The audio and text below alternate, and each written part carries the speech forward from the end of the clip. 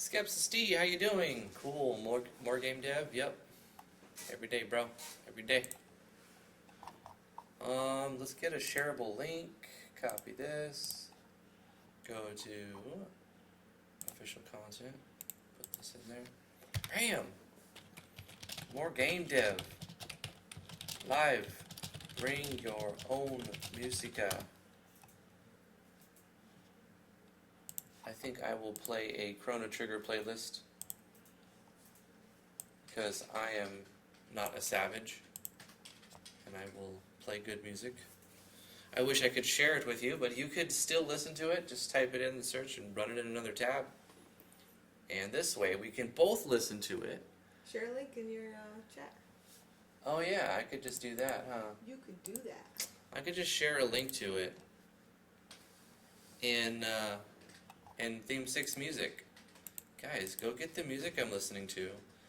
This is the way around the system. You just have another tab open, and we can all listen to this music, and I don't get copyright claimed. It's a win-win-win-win-win-win-win-win-win-win. Nixon, how you doing? Fortnite Mapper, hello. Waffles, what's up, my dude? Hi, Drifty, hi, T, hi, Baby Drifty. Baby is currently napping or about to nap. But yes, hello, everybody. I'm Drifty from Driftwood Gaming, and I'm joined by my wife, T. Hello, T. She's filling out some paperwork for Geico. Yeah. Because... my car was smushed. Yeah, yesterday, my oldest stepdaughter had just got her permit at the DMV.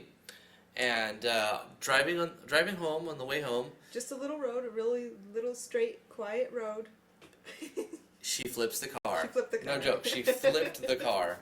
It was only going like 5 miles an hour. It's the slowest flip in the history. Luckily, the baby wasn't in the car. It was just T and her.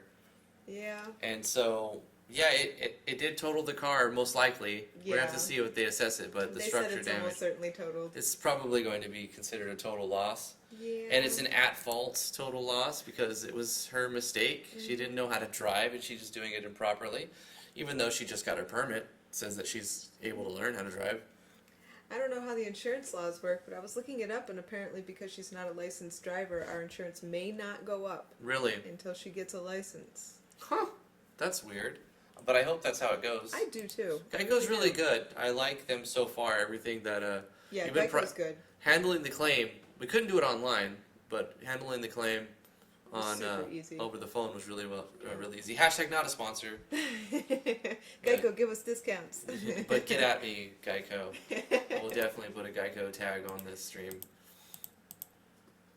Anyway, let's take a look at the project. I put a video in the Discord last night. I was working on it after the stream as usual, and adding some changes to try to fix the bugs that I was like banging my head on. And I love where it's at right now. It's really, for 2 days, this is the third day that I'm actually working on it. Was she on your insurance? Well, technically the insurance policy that we had made it so that as long as we're in the vehicle, anybody could drive the car. She's covered under my insurance. She's covered, Anyone under 21. Yep.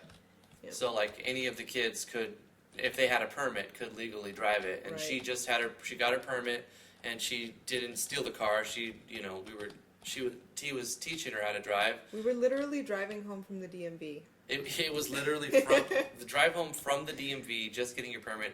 The first time she was driving, and she flips a car. Yeah, it was kind of a rush, Didn't get hurt, so that was good.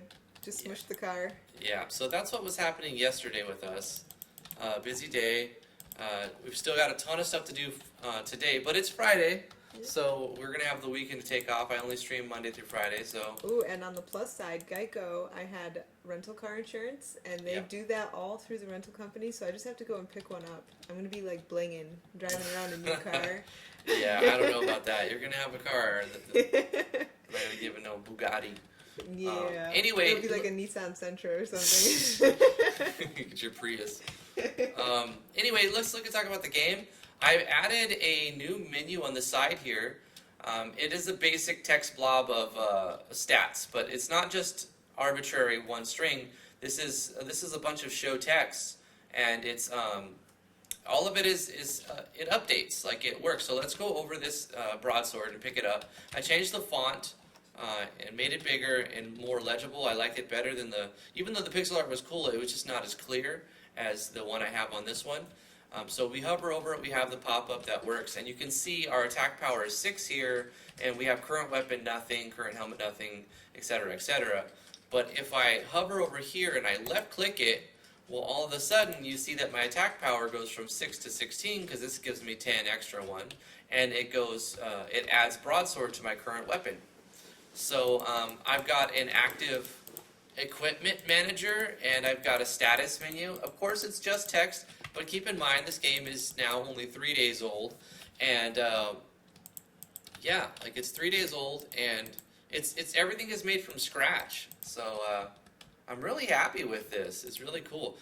Another thing is, like, well, obviously I've made it a little green box highlight, so I've made like an equipped thing. I'm going to go over the code real quick if you guys want to see my spaghetti monster. I cleaned it up as much as I could, got out some common stuff that I was using and then took out because I wasn't using anymore. You saw the video, Skepsis? Thank you. I also put a GIF on Twitter before I went to sleep. But today I want to propagate this, add new items, and fix any bugs that I come across. But yeah, I'm just super happy with this. This is cool. This is super cool. I remember like in 2014 and 2015, I was like, I want to do something as simple as this, right? I want to make a game that's something like this, not too crazy, and I just still like couldn't get it. And I didn't like try super duper hard, but I was like, yeah, I'm gonna try to figure it out. And I'm like, I don't know how to do it, and I just kind of gave up, and then did other stuff. But it's cool that like the little bit of work and time investment that I put into it then still paid off. For when I come back to it, I had an easier time of grasping and understanding.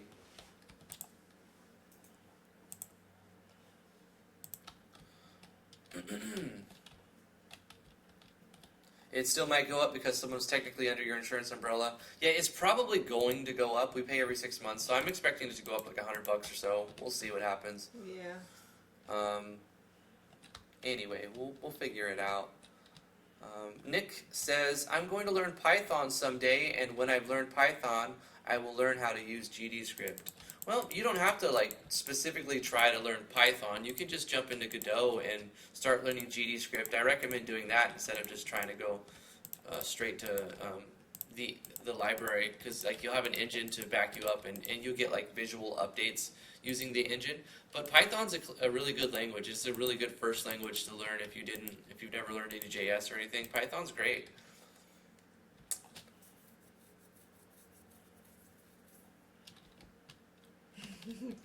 My daughter just put out a wear your seatbelt PSA on Facebook. Take care, Waffles. Thanks for coming by.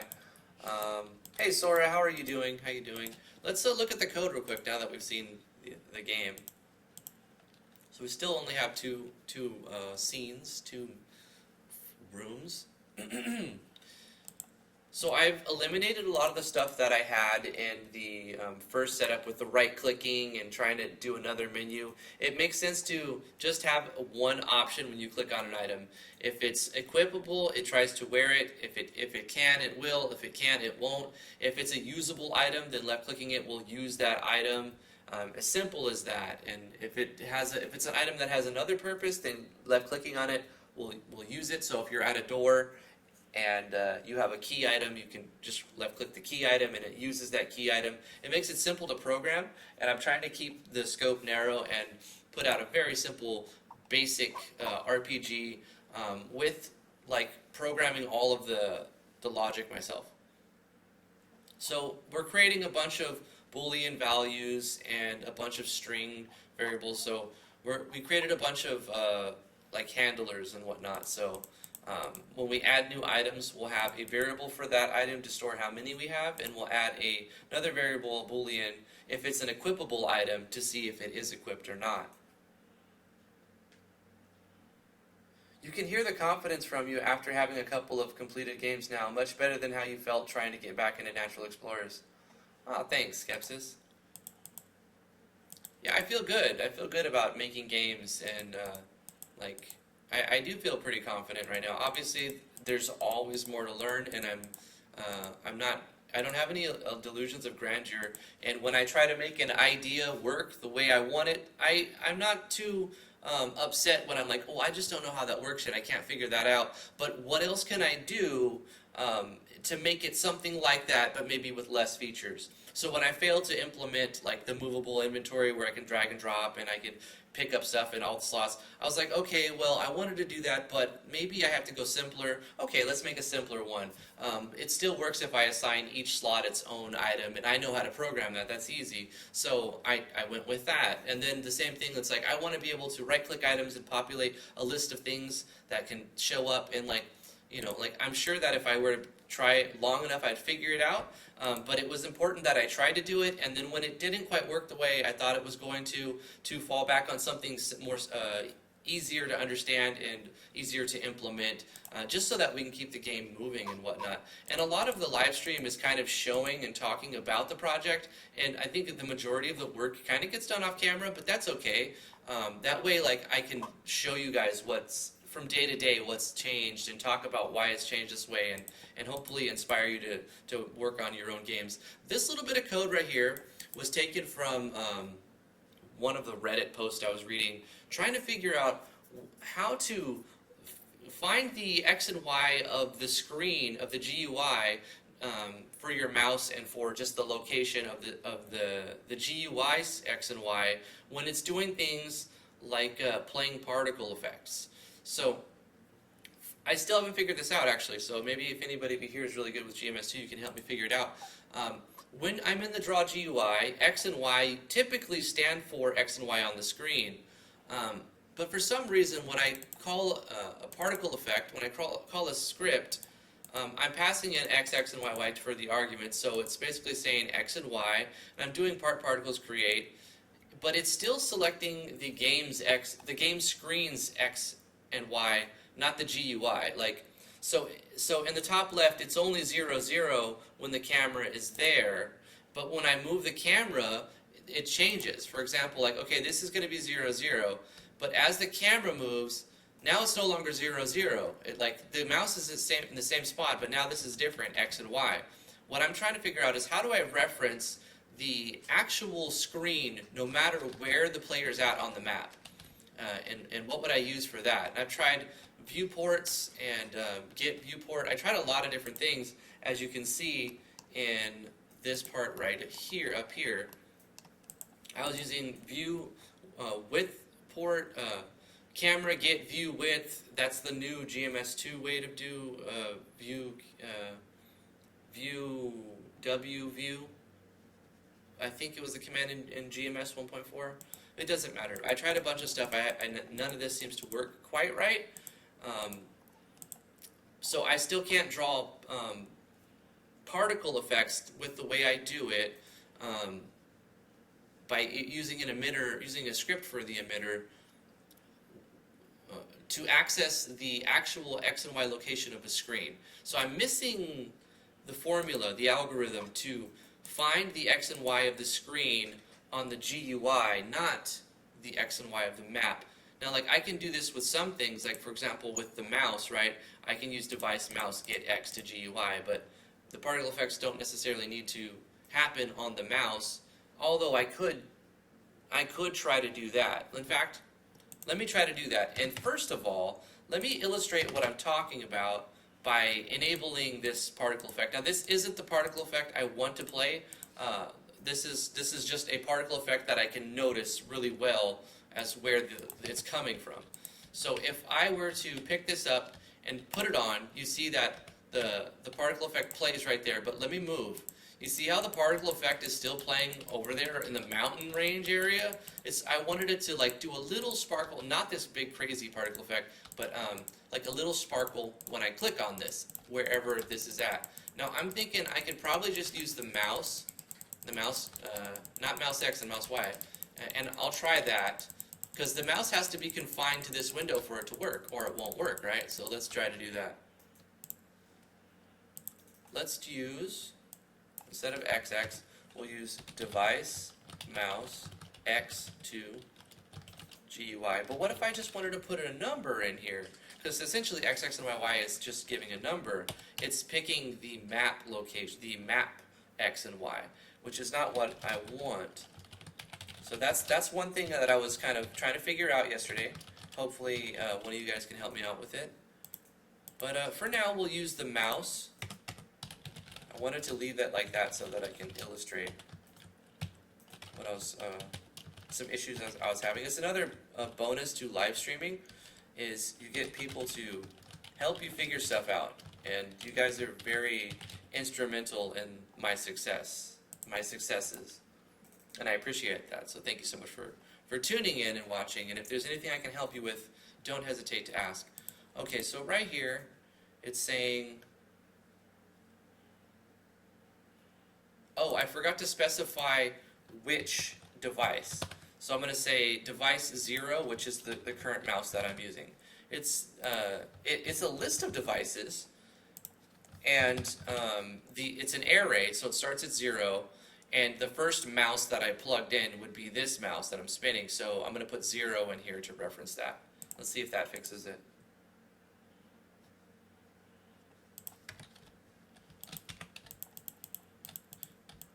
And see, even this is causing it to play at that same location. So strange, you know? And I wonder if it's because I'm playing it as a script. I'm calling it as a script. I've never had an issue calling those scripts. I've always been able to put the particle effects where I want them to be. So I'm just kind of curious. I wonder if I just type in, let's comment these out again. Because usually in the Draw GUI layer, when you access X or Y, it's putting it on these screens like X and Y, not the maps X and Y. Let's do something else like particles create. Is that how it works?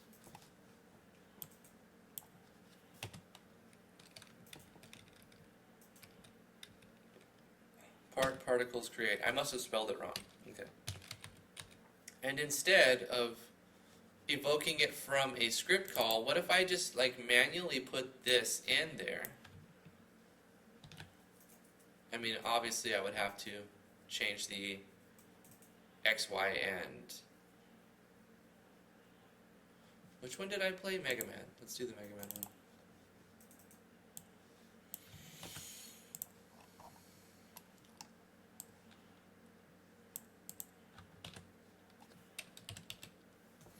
So I can't use X, X, and Y, Y here. I have to use...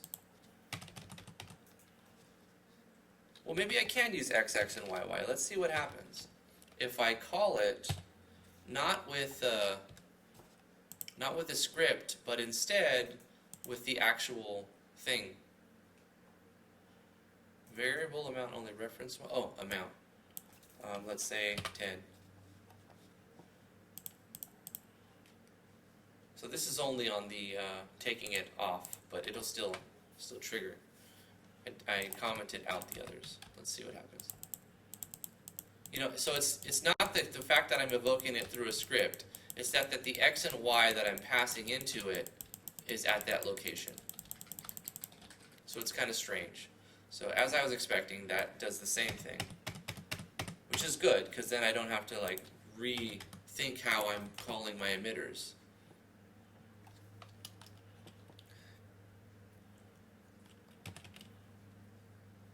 Oh, you just got A-Sprite? Cool. Yeah, no problem, Nick.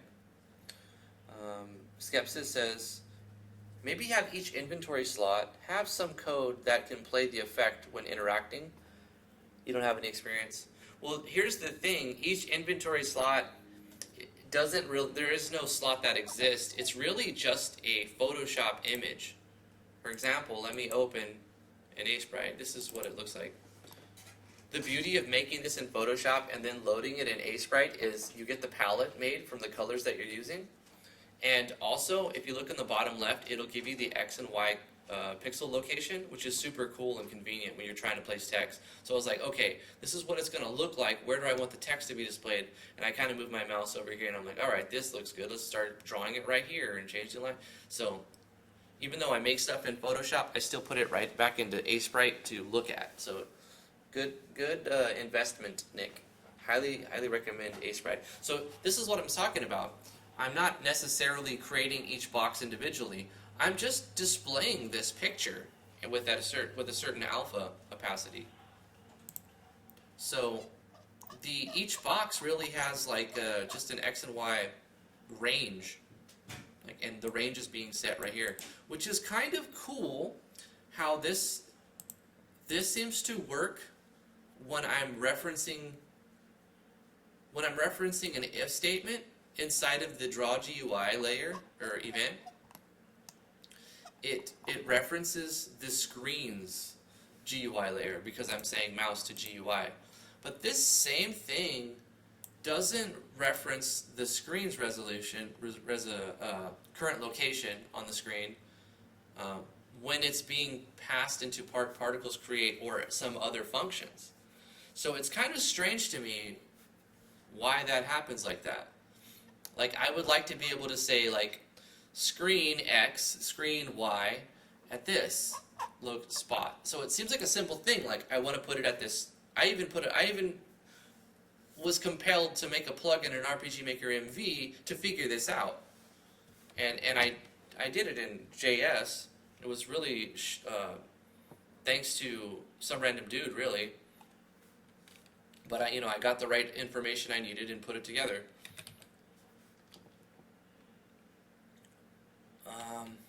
But I can't figure it out here in GMS2. Because sometimes it works and sometimes it doesn't. It's just like some functions work like that and some functions don't. Maybe that DS grid thing can be used to create a bag with slots so you can have each container in the DS grid do different particles depending on the item in it. You know? Making a data structure grid seems like the way that you would do this. I kind of finagled a way into making the inventory system. Like, I made it work because I was able to just do a clever workaround. Maybe not the best practice for creating it, which is fine. I've made 100 tutorials in RPG Maker MV by finding workarounds. So let's see, DS grid add, and let's just look at the help file really quickly. This function can be used to add a given value, real or string, to the value of the given cell within the grid. The value can be added.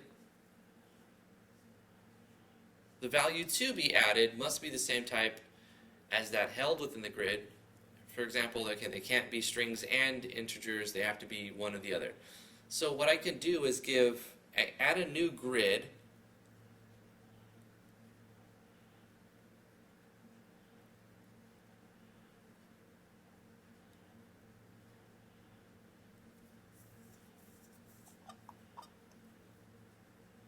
This would add 6 to the given cell within the DS grid referenced by the variable grid.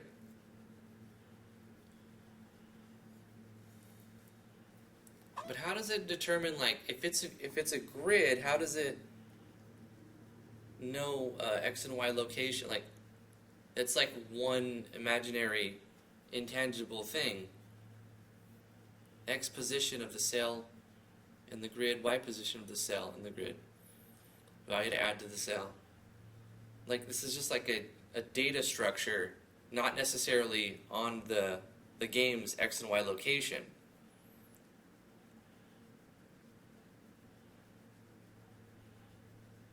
Yeah, I don't know.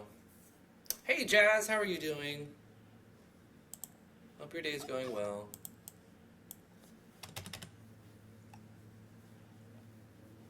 Each socket can be an integer that represents an item, sure, but how do we display each socket onto the screen in an interactable way? Like, we can have a data structure with 100 items or 80 items in it, but how do you, like that'll just be data stored in the DS grid. How do you take that data and project it to the screen and interact with that? That's the thing. It's easy to just create the variables and put it in a grid, but like, how do you make that visible to the player and interactable? That's the part that I'm trying to get. Which I've got a method. I'm just always open to try new methods. So the current method is this. We're checking to see if we have the item, and if we do have that item equipped, then we're going to draw a green bracket, a green box around that grid. And then we're going to draw a sprite on top of that grid because we have the item at that location. And then if the mouse is inside of that grid, then we're going to do this text pop-up. But if we're also, if we left click and we're not holding a weapon, then it's going to change our attack, say that we are holding a weapon, put our current weapon to this particular one, and then have it so that this item is set to equip, item 1 is equipped. And then otherwise, if we are holding a weapon and this item is equipped, then this is a de-equip menu. At this point, we would do the opposite of what we're adding. So when we take this off or unequip it, then it like does the opposite. So that by clicking it multiple times, it doesn't create any imbalance because it's the antithesis here. So all of these things are copied over. If I'm adding 10, I'm subtracting 10. If it's going true, it's going false. If it's adding a string, it creates it back to blank. And if it's true, it goes to false and whatnot. And once again, whether we're clicking or not, as long as the mouse is in that range, it's showing, setting our font, showing a black rectangle for the background, and showing some text showing what item it is. So it's pretty simple. Now, I haven't done this for the second one yet, but that's what we're going to do. Before I propagate my entire system, I'm spending a lot of time on the first item so that I can get it working just right. And so when I copy paste it, I'm not having to put in 20 items and then decide I need to change the way it works and then change 20 items. Right? I want to get that system set up perfect and then put it on, propagate that to 2 items and make sure it works with 2, make sure it works with multiple weapons, and we don't have any cross bugs, and then propagate. So I know I'm spending a lot of time on one item, and I'm going to try to propagate it now. So let's take item 1, this entire thing of item 1, let's copy it, and we'll paste this for item 2. I'm just going to go like this to let me know where this one ended. And this will take place right there. Now I'll have to go through here and change quite a few things. The name of the variable, longsword, for that one. This one will be if item 2 is equipped. This can all be the same, except the rectangle where it's drawing the green, we'll have to change this to plus next, and plus next times 2. Which will go like this. Order of operations. The Y would still be the same. Hey Docweez, how you doing? Jazz says, my first day at school of game today. Had my first day at school of gaming today. A school of gaming? Tell me about that, Jazz. What do you do? Is it like a coding boot camp or something like that? This, we're going to make our way down. This would be item 2 longsword that we're drawing. And we're drawing it at XX plus next. And then we're checking to see if the mouse is at XX plus next and between plus next times 2. The Y would still be the same.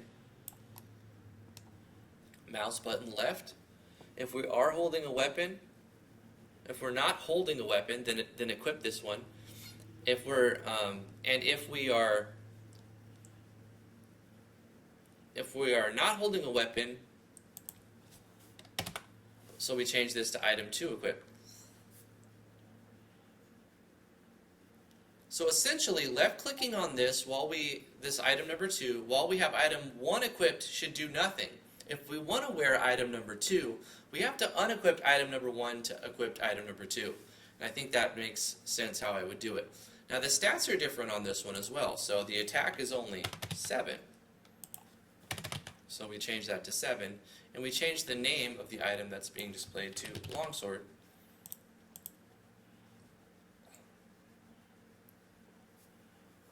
Docweez says, I'm making some headway in my game using Galv's layers to make the background map. Is amazing right now. Cool. I love Galv's layer graphics plugin.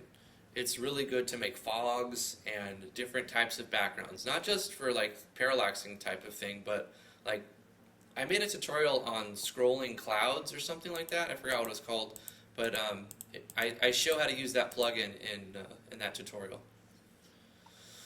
Okay, as well as this one. So the rectangle will also need to be moved. This is for the text pop-up. So the XX will be that plus next. And then that's YY, that's still the same. And then this will be plus next. I think I just add to both of them for this box. We're just moving it across. And then we change the text inside here. It says longsword. And this will be attack plus 7, but the action point cost is only 2. And we change the variable it's referencing here to show how many we have of them. And then, I mean, I've already kind of switched this out. Oh, the text also needs plus next. That's right.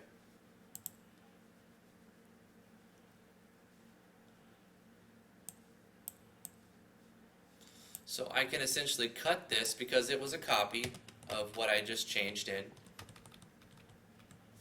And then I would have item 003 right here.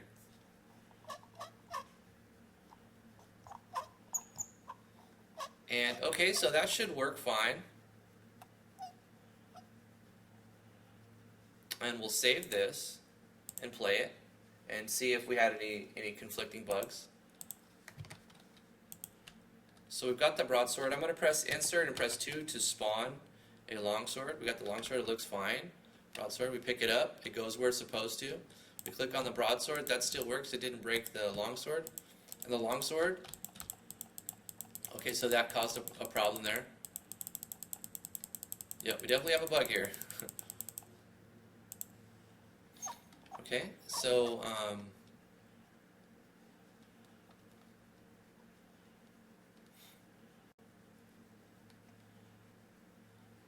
so what's happening here?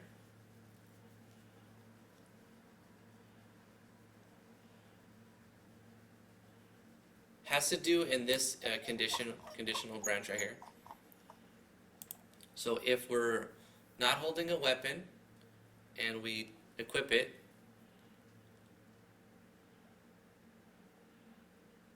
then it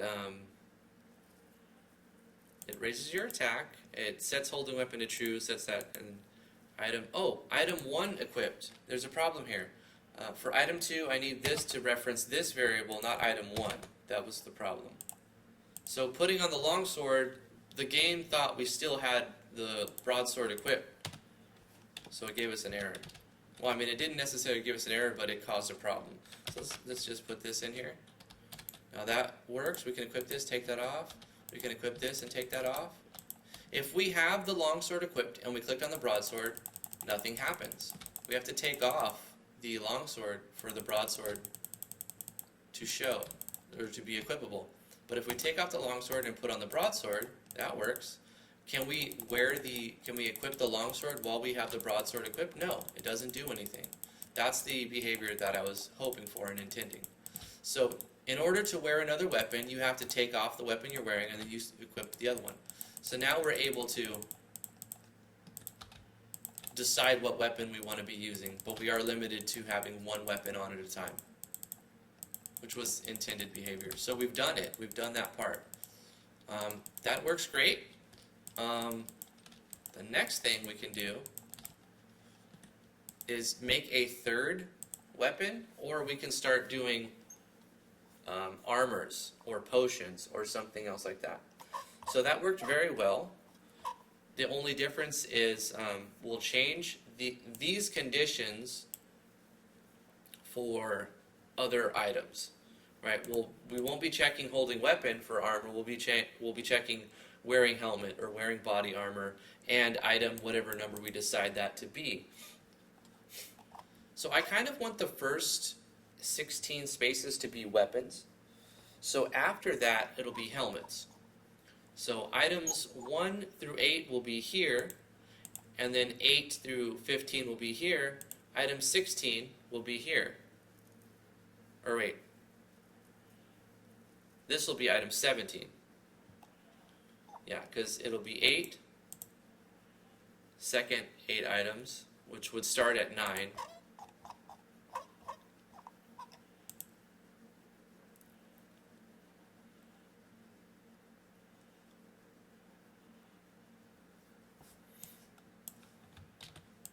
I might as well set up my organization right now, so I don't get any. I mean, I'm going to have these comments in here because I want to try to stay as organized as possible. So this will be item 9, 10, 11, 12. Not the most compelling thing, but you know, you gotta put in the work if you want to stay organized.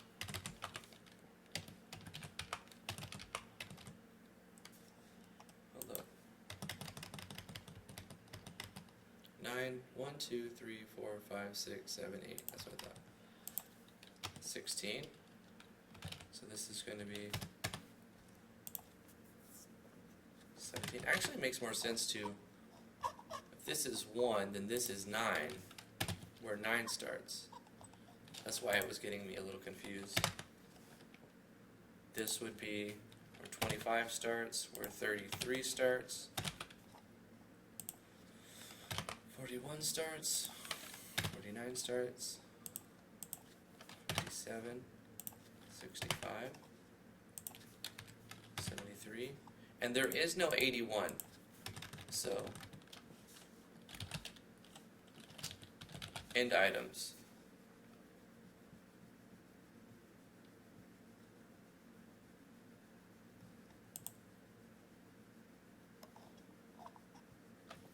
Wait, there's something off here.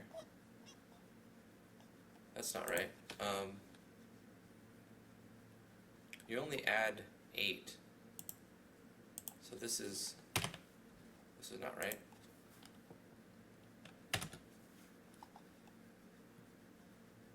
Yeah, there we go.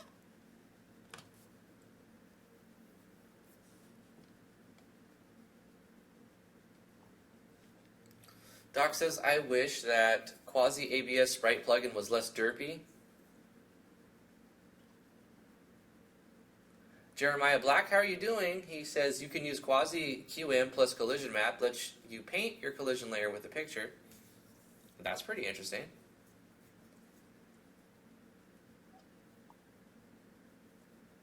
Try to make the game simple. Events that work for me. Tried to make the gates simple. Okay. Did Jazz answer about that school? I must have missed it. It's in Germany. Oh, so it's a game school in Germany? That's cool. What do you guys do there, like, on the day-to-day? Is it changed throughout the semester? What do you pay for tuition, if you don't mind me asking?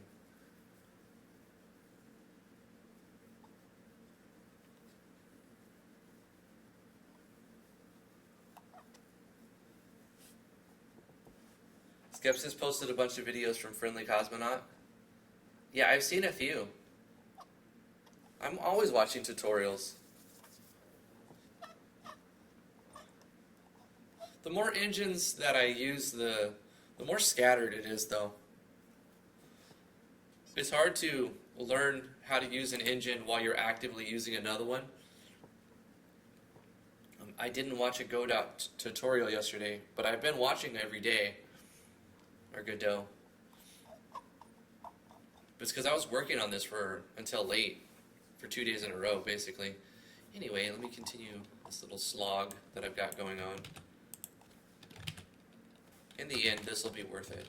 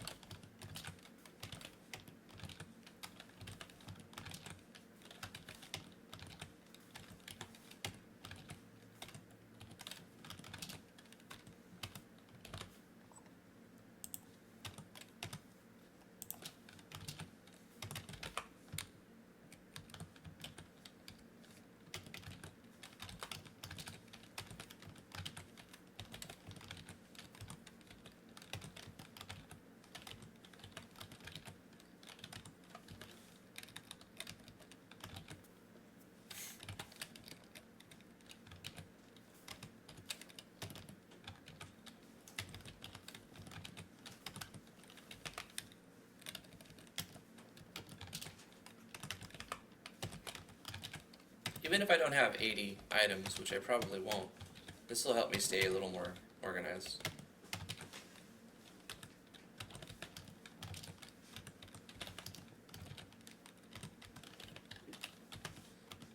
I mean, something like this, you kind of have to just want to do it because you want to see if you can, or like, there's definitely like an intrinsic motivator that makes me want to make an RPG game and not use RPG Maker. I just kind of want to see if I can do that, really. Like, is that possible? Can I do it? Where am I going to stumble? What are going to be the tricky points? What kind of code will I be able to just come up with if I wanted to just design the entire thing? And what would be something I can do if I do it myself compared to what I'm not able to do by doing it myself? And are the things that I'm able to control and do by coding everything myself good enough to justify the time investment into doing it yourself?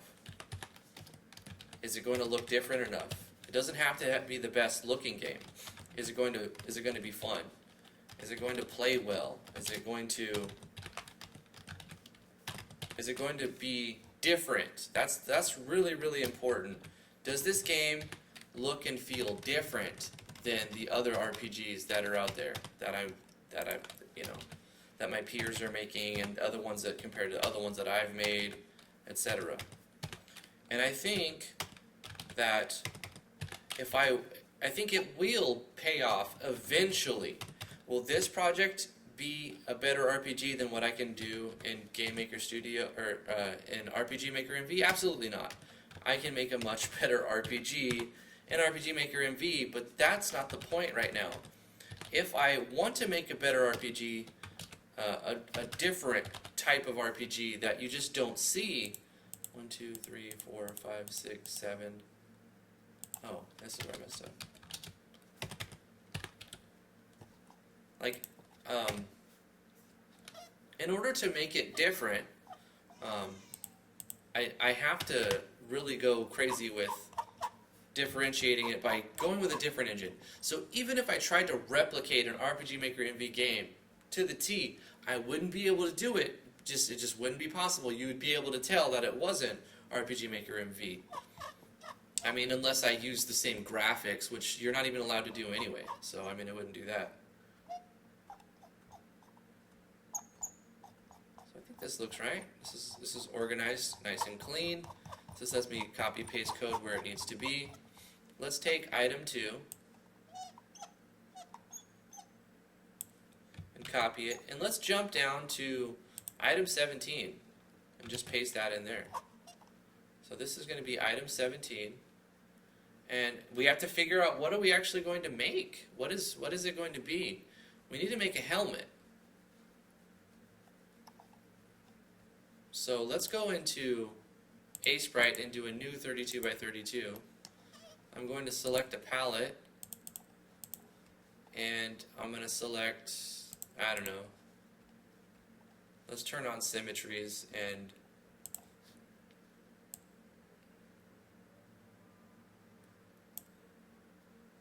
hold on, let me turn off the horizontal symmetry.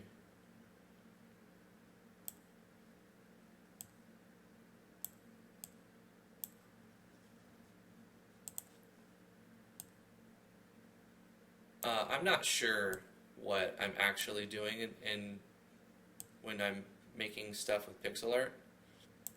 I'm a novice pixel artist, but I do enjoy doing it, and more than I do,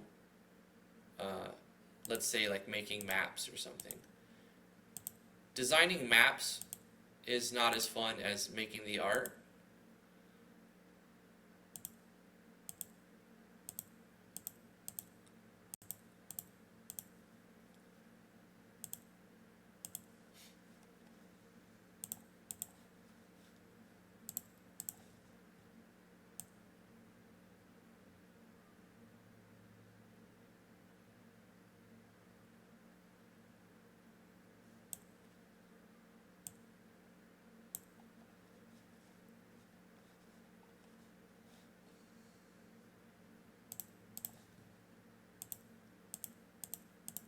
it is kind of a little bit therapeutic too. Does it look like a hat? Does it look like a leather cap? Does it need like something coming down? Not that. Like a sallet? How do you say it?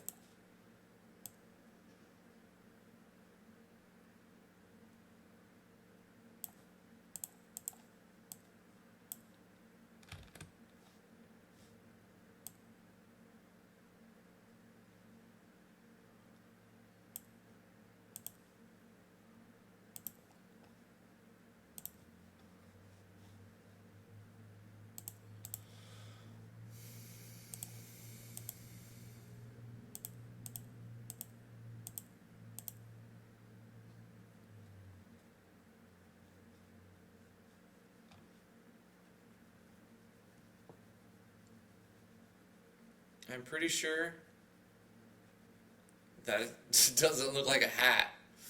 It doesn't look like a leather hat. I'm not using anything as a point of reference. This is all from like my head. So it's kind of hard to...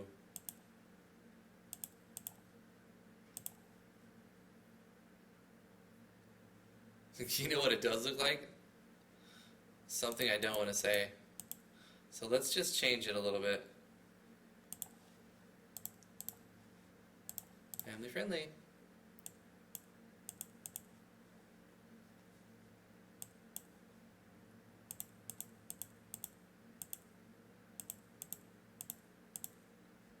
This will be like it'll be like the shadow of it or something. Oh gosh, how do I do that? That's like the inside of it or something. They always say to have some reference when you make anything. It's poop. It shines a little. It's a shiny, radiant poop. The best RPG is the one you can finish. I agree, Jeremiah.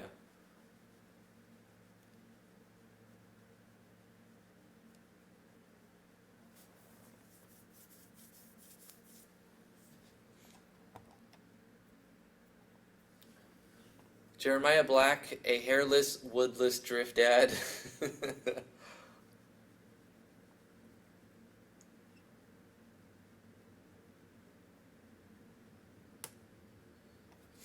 Yeah, I'm doing the same thing, Skepsis. I'm just learning Godot right now. I'm not trying to make any games with it. I did a couple of... I looked inside a couple of sample projects just to get an idea, and I watched some videos on it.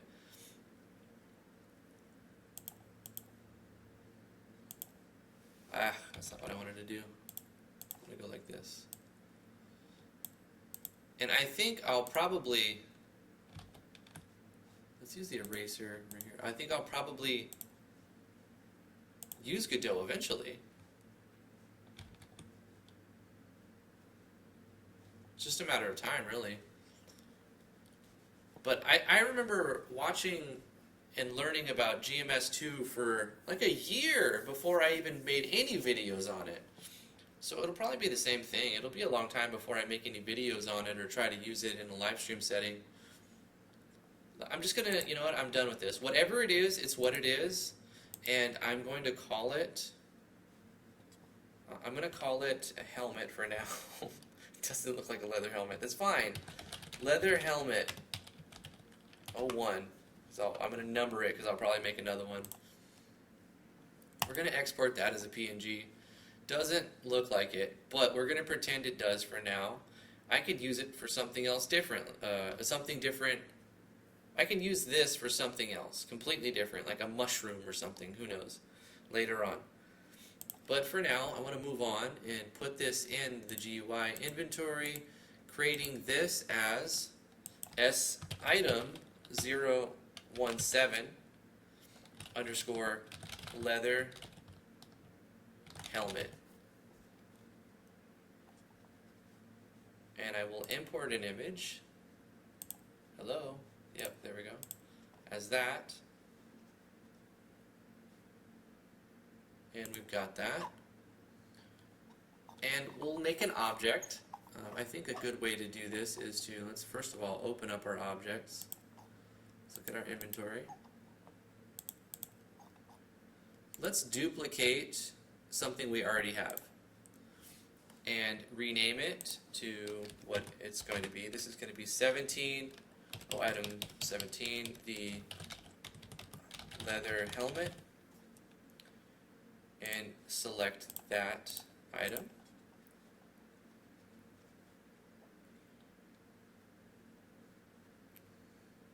And go in here, that could stay the same. This will be different, obviously. It's not going to require any points. Okay. 1 second.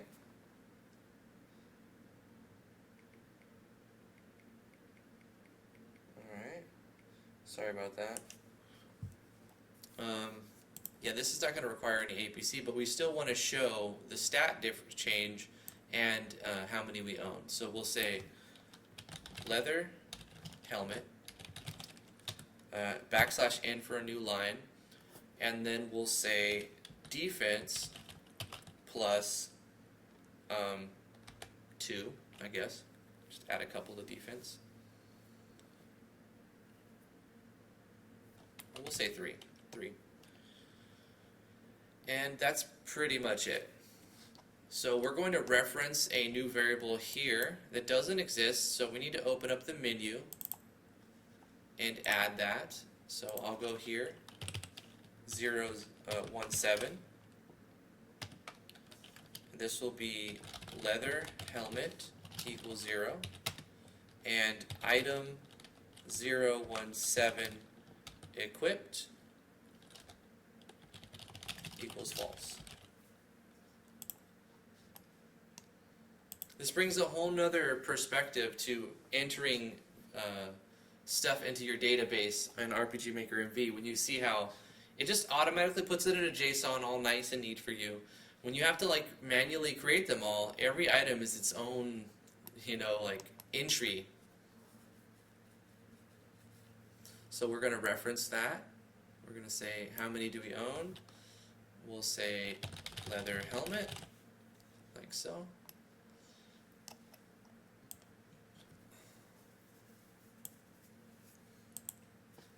And then, what about the mouse enter? That's the same. Mouse leave, that's the same. When it collides with the player, we need to not add a longsword, but instead add a leather helmet. And do your particle effects. And get rid of this. And that's it for the object. Very nice and neat. Now let's go to the Draw GUI back on the menu and start changing all of the instances of 2 to 17. We're going to have to do some movement, some calculation on what row we're on, which is now the 3rd row, so it'll be next times 2 on the Y, but it's still on the left, so it actually makes more sense if we instead don't copy the first item, or the second item, but instead copy the first item, because it's going to give me the proper X values. Paste, undo. Oh my god, I cut. I'm glad there's an undo. I'm like, oh, delete all my code. Big dumb boy. Big dumb boy. Let's go to notes and make a quick note. I'm going to just close this and call this Big Dumb Boy. That's a backup in case I just do something really dumb and delete all my code. I have one there as a little safety mechanism. Okay, back to where I was at. I have now copied this, and I'm going to go to item 17 and paste that in there. So the X is the same. All we change now is what's on the Y, which is now going to be adding 64, so next times 2 on all the Y's. So the green rectangle for this,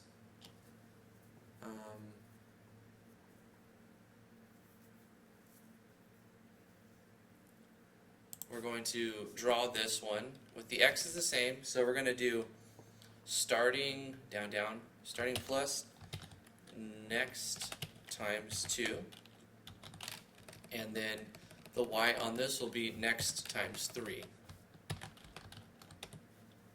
Okay. Also, let's start at the top and go methodically through it so I don't miss anything. I don't want to jump around. This is the leather helmet. And item, if we're using item 17, then it'll be highlighted. And we'll change this to 17. Leather helmet. And the sprite is going to be drawn on the same X, but plus next times 2.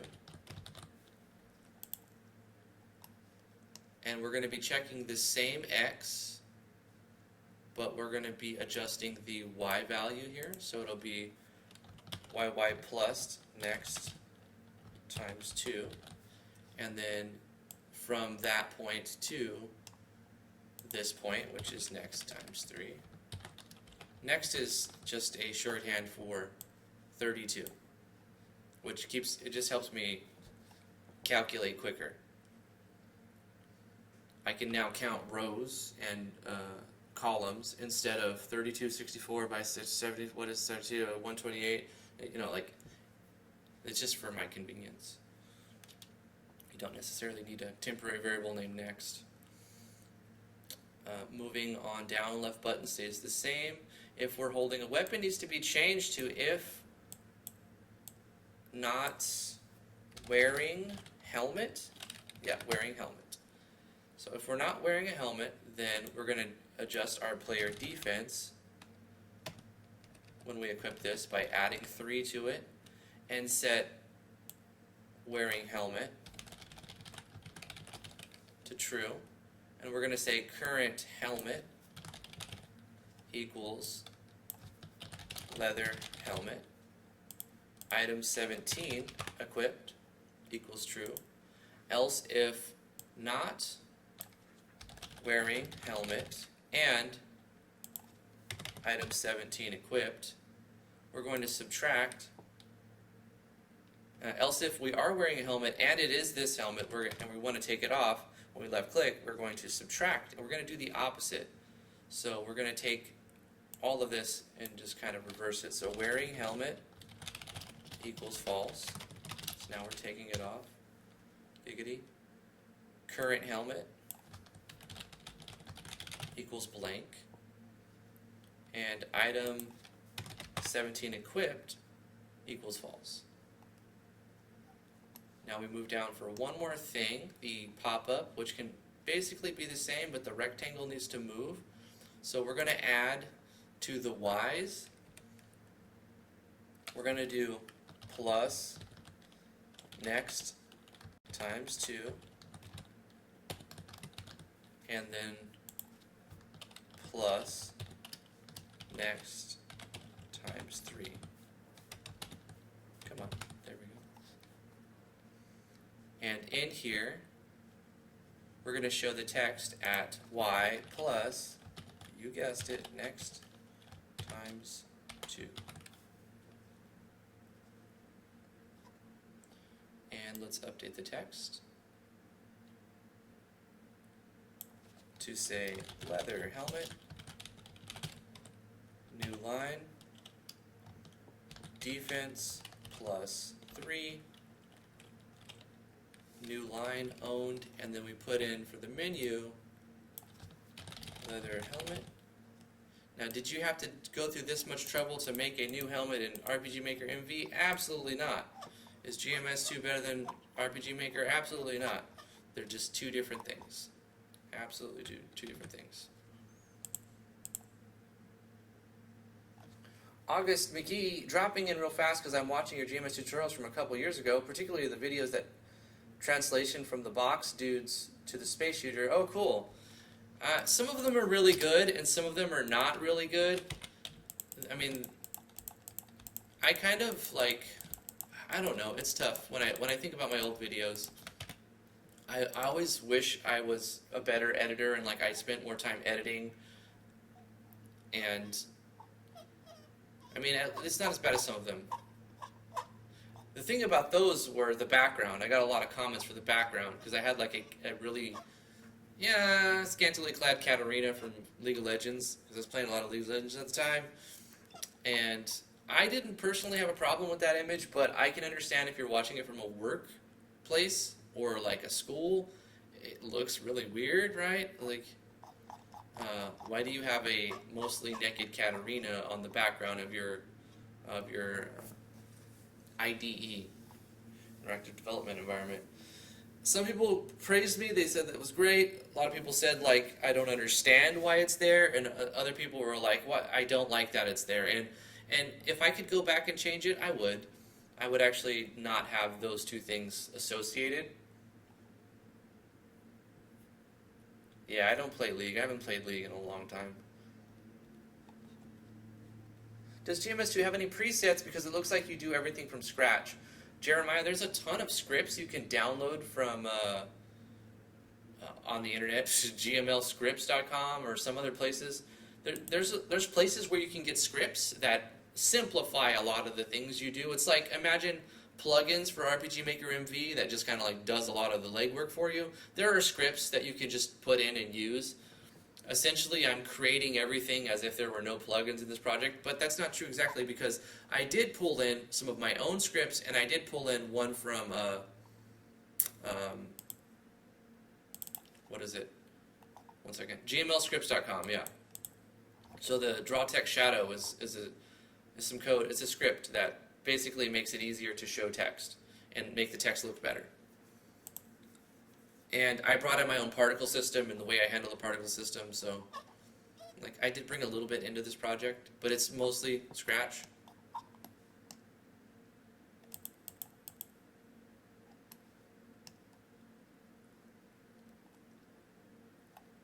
I think that's it really. Let's test it. Oh right, I was gonna test it. I need to make a way to spawn a helmet into the world.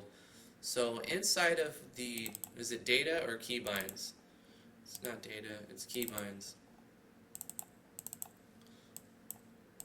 Why does it have a create if it doesn't need it?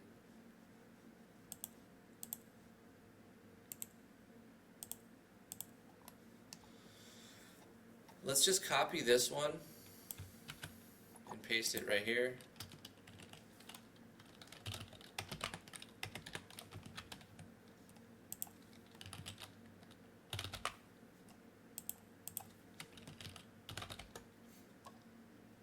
If I press insert and I press L, then it will spawn item 17 leather helmet. And I'm going to actually change this to be 32. There we go. It's my dev toolkit. So yeah, we got the broadsword. Let's spawn a helmet. Oh my god, that's a big helmet. We can like live in that helmet. But we get it, and it draws it where it's supposed to be, and we can equip it. Oh my god, it's adjusting attack power, and it's stacking the defense. What is happening? Okay, there's some bugs. Alright. Player attack. Oh gosh, I messed up there. Defense. I forgot to change that. Player defense. Was that the only bug? That would have made both of the... Yeah, okay, that might have been the only bug. Probably more. Whatever. Let's spawn this. And let's spawn this. Boom, boom. Okay, that was the only bug. So now... it's equipped. I guess the box is a little big, isn't it? Kind of shows the... I guess it gives me more room to put text in. But if something's going to give a lot of stats, I want to like leave room to add a lot of stats. So that's fine. I'll leave it like that big box just to simplify it. So shoot, now we got a helmet, leather helmet. Doesn't quite look like a leather helmet, but you know what? Just gonna deal with it. So check that out. I mean, now you know we can't Can't have two weapons on at the same time. I'm trying to break it, because I'm like, where can I trick it? Can I drag and drop? Can I like find some way to hack and like make things? No, it just works simply. That's good. Mushroom Mansion.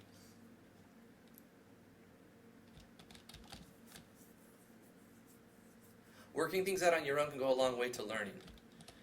I mean, in the end, that's the ultimate goal, right? Is to become a better game designer in general. Whether I get better at coding, whether I get better at pixel art, whatever combination of things I'm learning, it's all of those things. By just doing what I'm doing, I'm going to get better at coding, I'm going to get better at pixel art, I'm going to get better at design in general, and plus I'll have another project to show in my portfolio.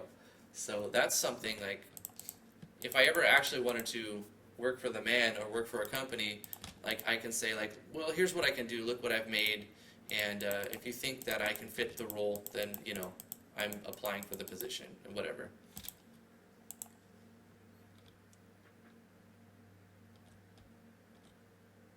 But I like it. We've got an armor, we've got a basic helmet.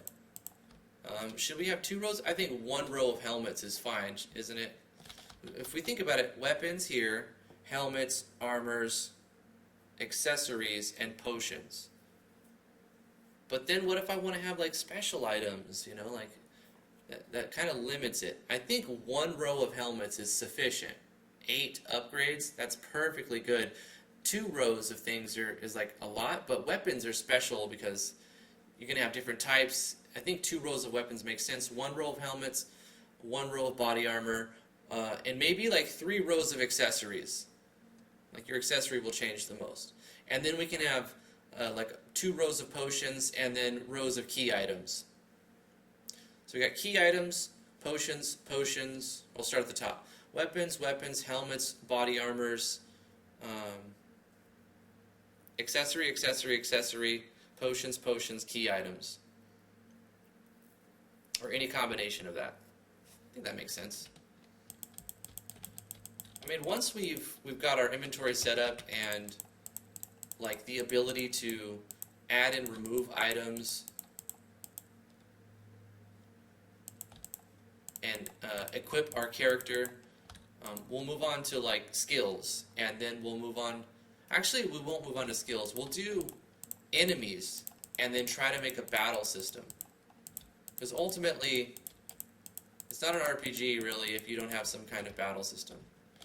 So it could be an action battle system where I swing swords and do collisions, and I'm not opposed to doing that, but first I want to try to do like you get in a random encounter and it goes to another screen, and then you have to battle in like somebody takes the mic and then it's a rap battle. And that's the twist. It's really a rhythm game, and like when you get into random encounter, it's a rap battle. I'm just kidding.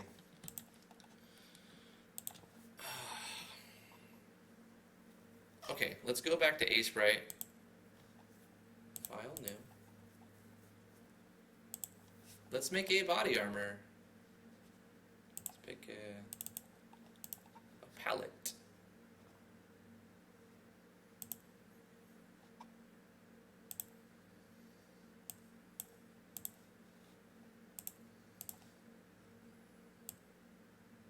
Oops.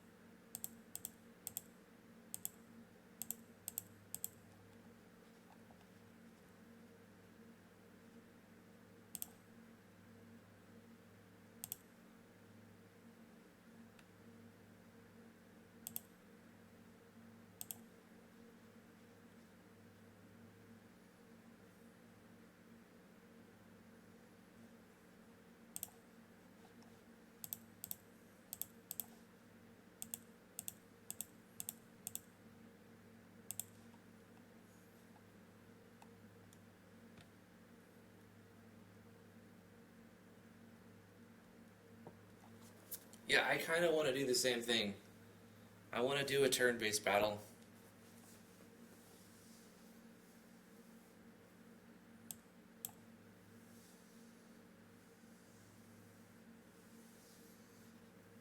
Alright, let's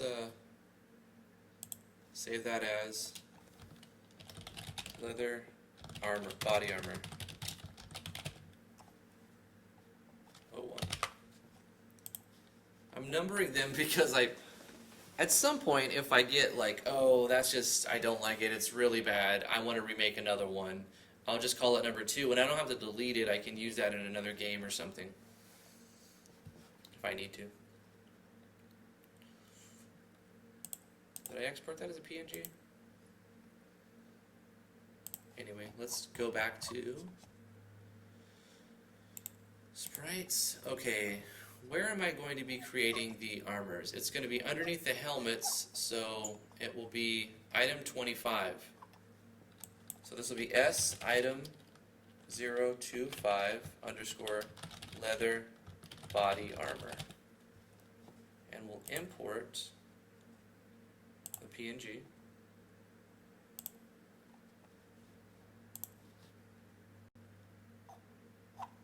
And we'll duplicate this and call it item 25 leather body armor. Give it that icon. Check its stuff right here. We'll need to change this body armor. We'll say it gives 5 defense, and we have to make new strings for it. We have to make new 025 leather body armor equals 0, and item 025 equipped equals false.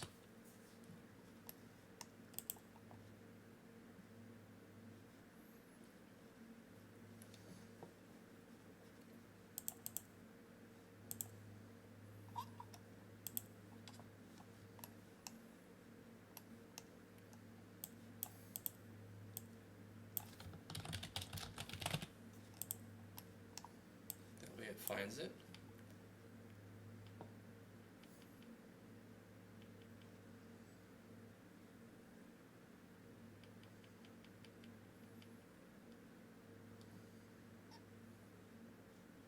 Yeah, that'll work, that's fine. What about when this happens? What about when this happens? What about when this happens? Yep, we need to change this, leather, body armor. Okay. And that's it. And now we go here. Let's take the helmet, because all we have to do now is add to the X value. So we'll copy this and go to 25, paste it here, and we'll change this to leather body armor. We'll say item 25 equipped, and then where it's drawing the rectangle, plus next, 2 plus next times 2.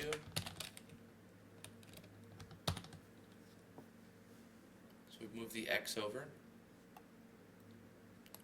This will be changed to 25 leather body armor, and it's drawing plus next.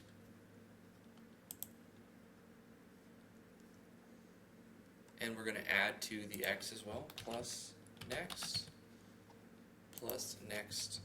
times 2.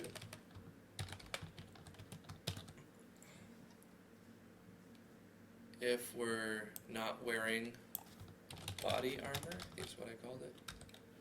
Yep. Then we're going to add 5 defense, set wearing body armor to true. Current helmet, current body armor is leather body armor. Current, that's item 25 is true. If wearing body armor and it is this item 25, then we're going to subtract the 5 defense. We're going to set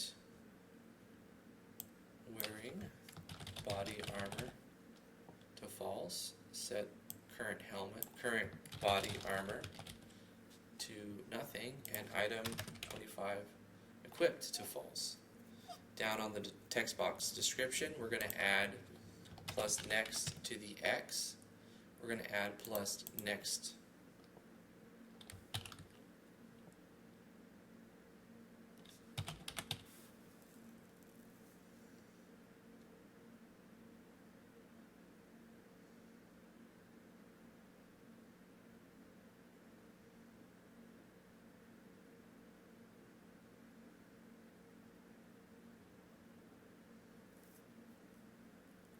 Oh, to both, okay, right, because minus 76 plus 76, that's fine. And then we'll change this to leather, body armor. Defense is going up by 5. Number owned will reference leather, body armor. And it's essentially a data entry system, data entry thing now. It's making sure you don't make mistakes upon entering your data, and it's kind of simple to put stuff in now if you think about it. Once we set up the first items and the way they interact, wait, I forgot to add the code that lets me spawn it immediately. I mean, obviously we'll make a shop for the player to go to, and also when you beat an enemy it may drop loot that you can pick up. So there'll be ways to get this item, but they're not in the game yet. There's no enemies, there's no battles, there's nothing yet. There's literally the map you see me running around on and the inventories. Battles should not event last that many turn usually. Oh, it's a reply to Doc Weeze who's saying, I like SRPGs with turn-based combat, but standard turn-based has been done to death in a bad way. And Jeremiah said, I like turn-based, it's got a gimmick to it, not just smashing buttons and waiting. I like turn-based, but let me throw my example of how this battle system is going to work. It won't be cooldowns. So, I guess I could... I like doing this from time to time. We'll go like this. We'll just go 1920 by 1080. Turn the grid off. So in the battle, wait, that's not what I want. This helps me, like, so that we can visualize. In the battle, you're going to have a max AP, and say you have 10. You have a max AP of 10. When the battle starts, you're going to start with 5, which will be half of your AP. So you have you get to go first, or maybe I'll make a random. I don't know who goes first yet, but I'm thinking the player will always goes first to make it faster for now. But regardless of who goes first, you have 5 AP. Your broadsword, spells, skills, and weapons have their own AP cost. So you start with 5. And at the end of every turn, you get half of your max AP again. So you're going to get another 5 at the end of your turn. So if you spend your turn guarding, you'll have 10 AP. But say you swing your broadsword, you'll have... that would take 3. So you would minus 3, and you've got 2 left. So then you can either use a move that costs 2 AP, or you can pass. And then when you pass your turn, you get another 5. So that leaves you, on turn 2 with 7. So you got 7 AP. And in between, when you pass, the enemy goes, and it uses its own AP. But most enemies will have a very small number of AP, so they're probably only going to get 1 move, maybe 2 if they're quick enemies. And then you can swing twice on that second turn because you've got 7. So you swing your sword again. Now you've got 1, and you're going to pass on that turn. And then when it comes around to your turn again, you've got 6 because you get half of your max AP, which is 10. So you can swing twice again. Boom, boom. Now you're at 0, and it'll auto pass for you, and the enemy will go. And then the turn starts, you have 5 again. And so this will incentivize deciding what weapon you want to use. Because if you have, say, a longsword, then it takes 2 AP. So the broadsword takes 3, the longsword takes 2, and if you start with 5, on turn 1 with the longsword, even though it does less damage, you can swing twice, and you end up with 1.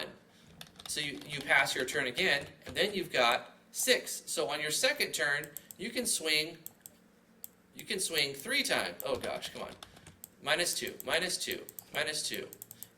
So on round 1 you swing twice, on round 2 you swing 3 times. So the longsword probably better, but some enemies will have a higher defense, so the longsword won't deal enough damage compared to the broadsword. That's the rundown of how it's going to work in this battle system that I'm going to make. Like, I might change it, I might completely overhaul it, but like that's the idea anyway.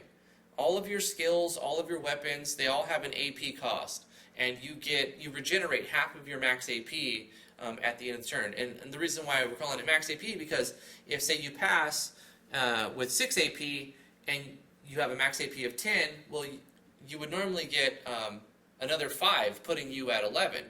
But it only takes you back up to 10, because that's your max AP. And certain accessories may increase your max AP. Like a speed stone or something like that gives you an extra 2 AP.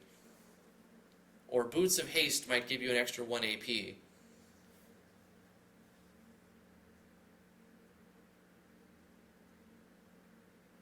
It's like a currency that lets you buy actions. Yeah, that's true, Vero.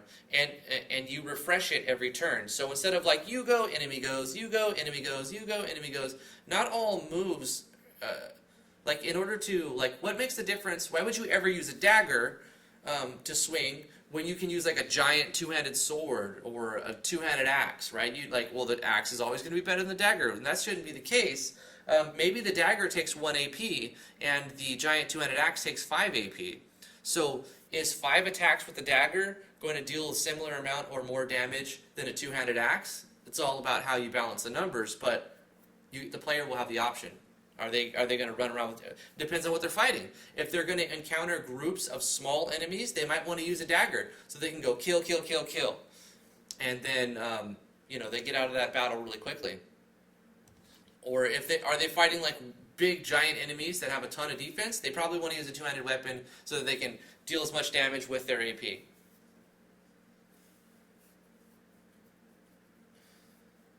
Doc says, that would be an interesting RPG where your skills and items all cost gold, and when you die you go into debt.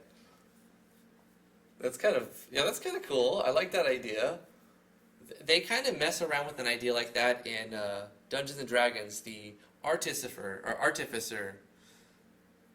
I mean, it doesn't really necessarily work like that, but like the thing is they inherit a lot of money, and they're kind of weak characters, but they have lots of like artifacts and like things that make them strong. So they use their money to buy abilities and like robes that have patches on them that they pull off and do spells with the patches on the robes and whatnot. But I mean, that's kind of interesting. I kind of digressed from what I was doing, but that was an interesting conversation, and I got to explain my basic idea of how I want the battle system to work in here.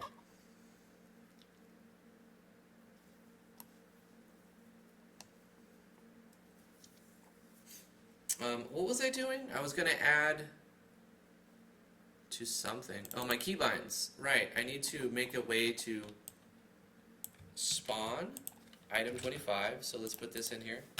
Item 25. In fact, let's just say plus 16, so it's like a little bit lower.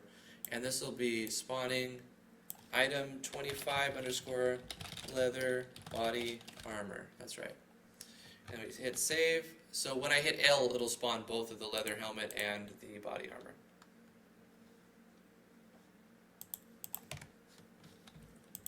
Get that sword. Insert L. And so it spawns both of them, the leather body armor, the leather helmet.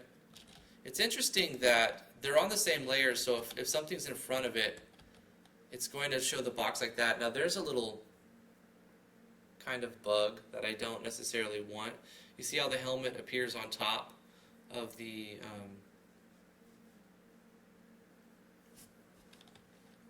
leather body armor?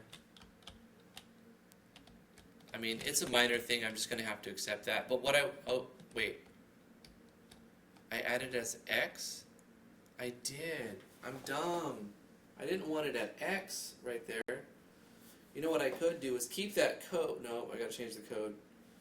I wanted it to be right here, not here.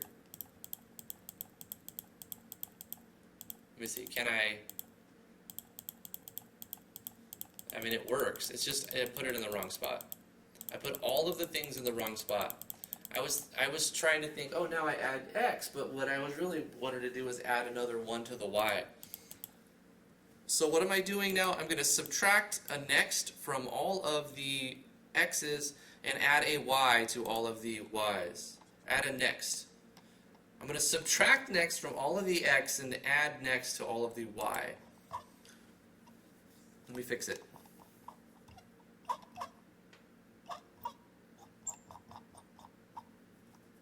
Okay. Subtract next. And then here we subtract the next. Oh no, wait. We add next. We add another next. So this is times 3. We subtract this one. Next 2. And we add 1 to this. That looks right, okay. That's for the green box. This is where the sprite is being spawned. This will make it back on the first row. But adding to this one will spawn it down 1. And then for the mouse check, we have to do that as well. Let's take away from the X.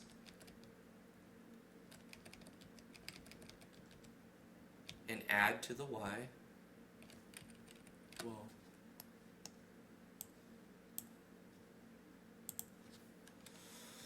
So 3 and 4 is the range, alright?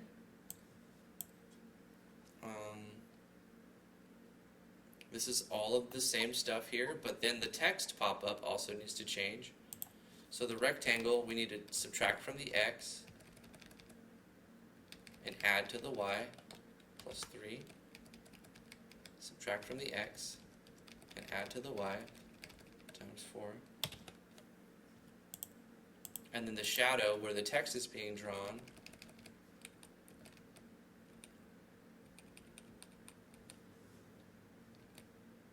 wait.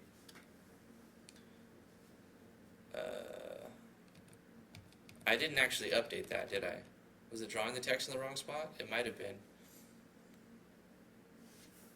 We're supposed to add to the Y here, so let's go like that.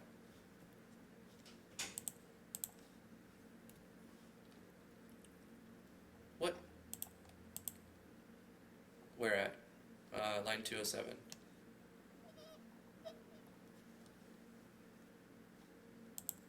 Oh, right there.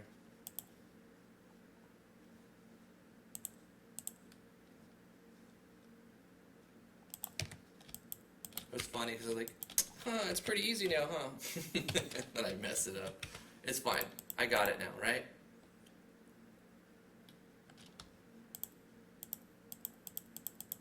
Yep, there we go. So we put a broadsword on, put that on, put that on.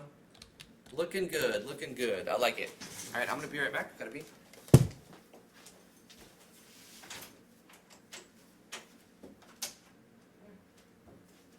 Seems like that's the case.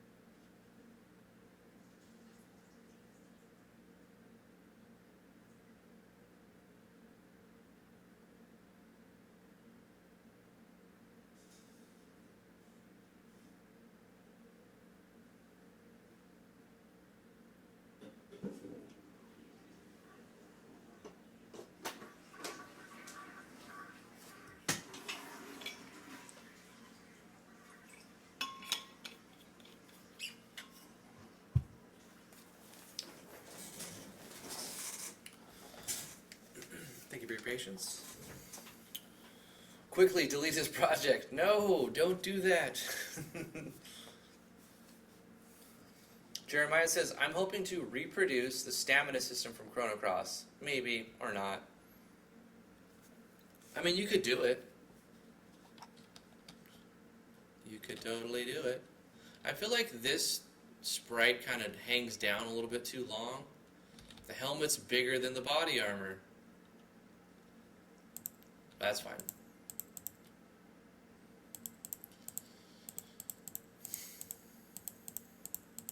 Let's make some accessories. I love making accessories because they don't have to make sense. You can just scribble on a sprite and call it something, and it's not like you can make it wrong. You can't. You can just, let's go like this, then go like this, go like this. I have no idea, no frame of reference, don't know what I'm doing on it exactly, but the thing about it is it being an accessory doesn't necessarily matter. I can do what I want. I'm just going to put a lot of just different shades of green and make sure I get rid of a lot of transparency so that there's no like transparency.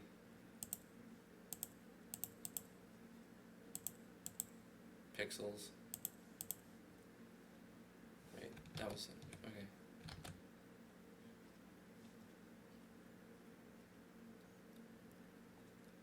Like, you can't tell me that's not a thing. That's a thing. That's totally a thing.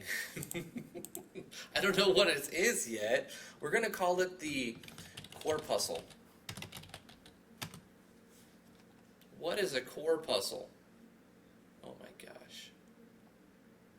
Actually, we'll just call it artifact. Artifact 1. It is an artifact. Green obelisk of Drifty. It is a... Oops, I don't do that. Just wanted to zoom in. You know, look at it. Look. That's what it is. Look. Alright, let's put that in the game. This is going to be on item number 33. So let's create a new S item 033. I don't know what we're going to call it yet. A Tick of Doom. Pendant of the Mosquito of Doom. Hell Beast body armor, because you got a big head. Could all... Change all could to derp derp.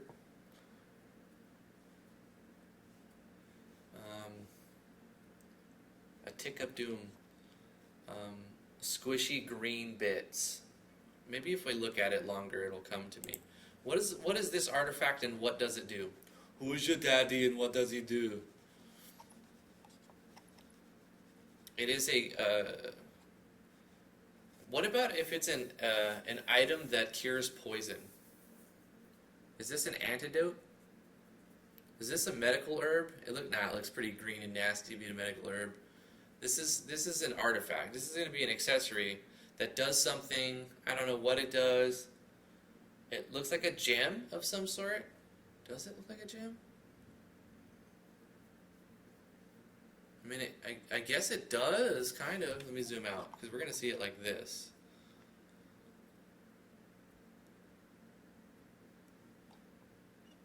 What if we call it a moss stone?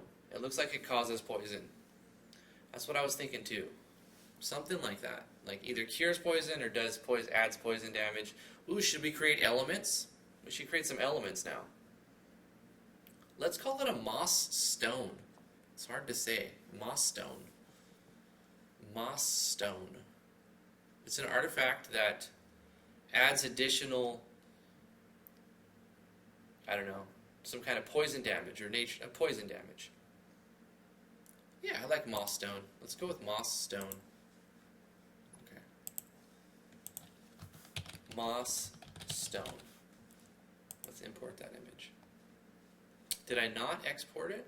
I saved it as an A sprite. Let me export.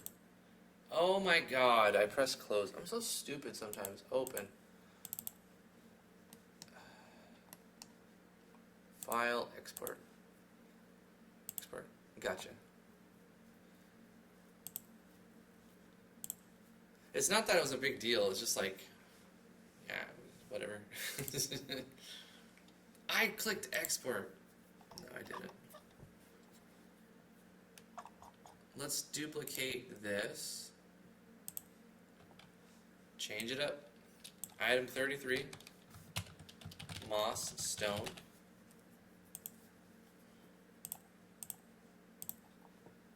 And look at its stuff.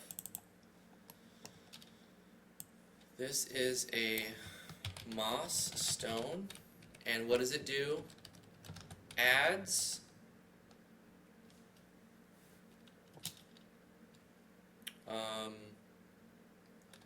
5 poison damage.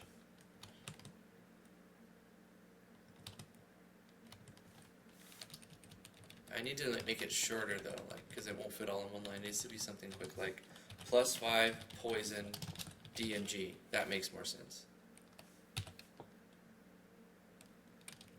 +5 poison damage. It can be spaced like that.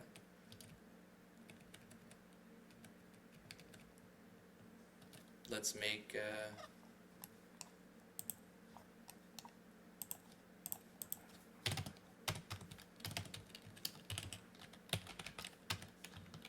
moss stone equals 0. Item 033 equipped equals false.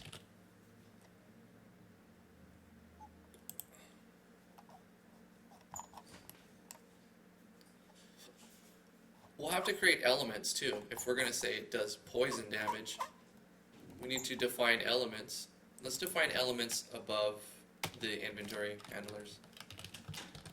Elements. We will have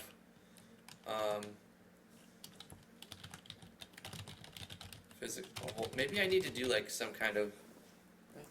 I need to do like an array. Can I go damage type equals like this? Will that just save an array? Variable damage type only reference one. Well, it says it's an array. It's an array. So damage type dot. Well, I can't use dot, can I? Because that'll reference the object. Damage type 0 equals. Yeah, this is how you would do it, and you would go physical.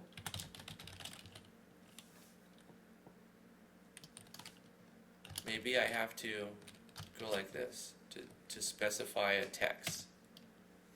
Damage. I'm not sure how I'm going to handle the elements, but I'm going to figure it out. And I'm going to start by just declaring these damage type as an array that stores strings inside of it. And then we'll say fire, because every RPG's got to have fire. Damage type of 2 equals water. Or actually, we'll just use ice. It's kind of shorter. Damage type 3 equals lightning, because I think lightning is cool. But I don't want a ton of damage types, so I'm going to just stick with this. Poison. So we've got physical, fire, ice, lightning, poison. That's good, 5 types.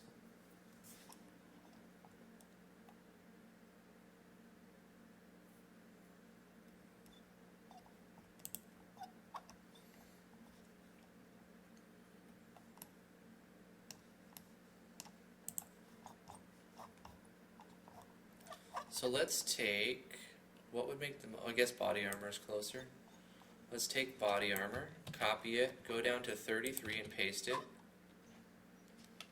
And start replacing things with moss stone. Item 33 equipped. Same thing's going to happen here. We're going to move it down another dimension on the Y. So we'll multiply this YY by 4 now, and then this 4 goes to 5. That's the green box. And then the sprite, we'll change this to 33 and call this moss stone. Is that right?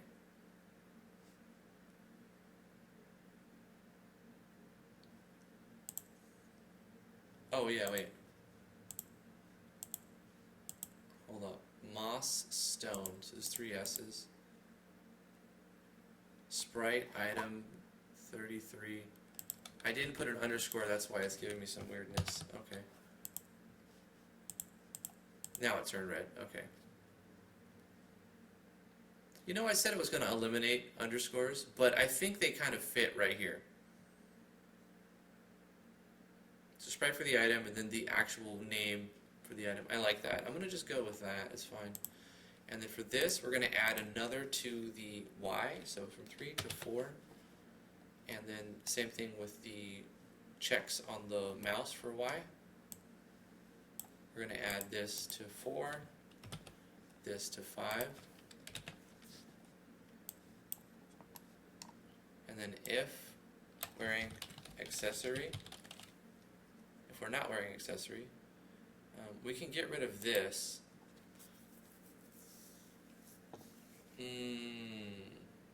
Oh, I know what to do. So that's our element type, but then we also on player need to define something else. Did I cut something to paste it somewhere else? No. So let me cut this and put elements above the player stats because I'll show you why.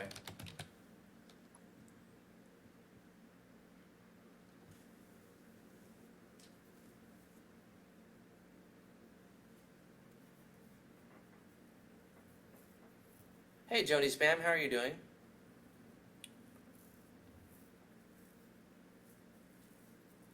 Resistance, yeah, that's like magic. Magic defense will fight against fire, ice, lightning, and poison.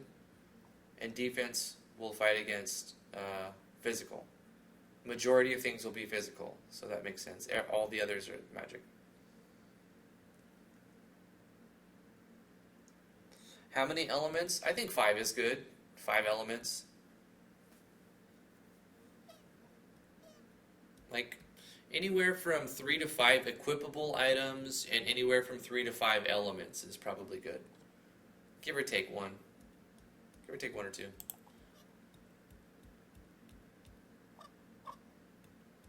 You don't need a lot though. Oh yeah, what was I going to do? I was going to add to the player stats down here. Added LM damage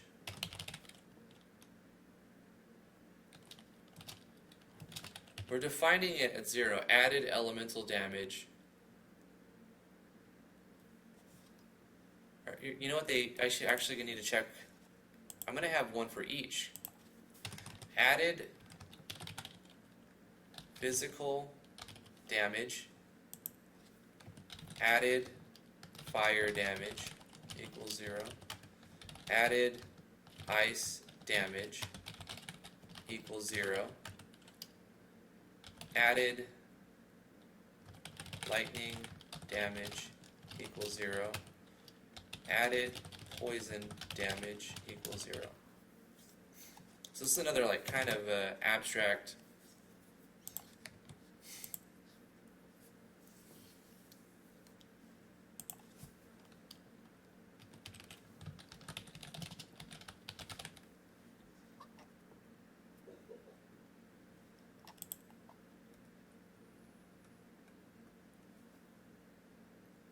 Hey Carl Jones, love this stuff, Driftwood. Keep doing the streams. Thank you so much, man.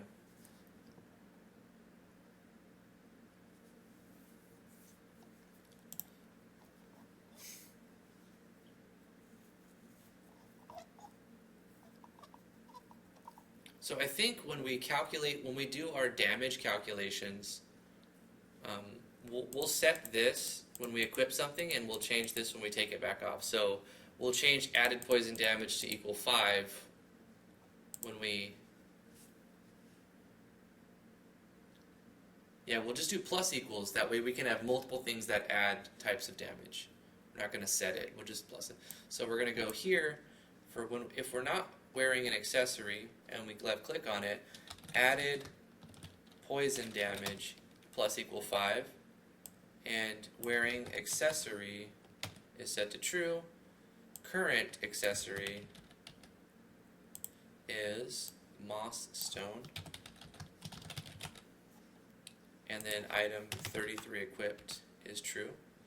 If you are currently wearing an accessory and it happens to be this accessory, then we need to do the opposite when we left click to take it off. So we'll say added poison damage minus equal 5, and wearing accessory is false, current accessory is blank, and item 33 equipped is also false.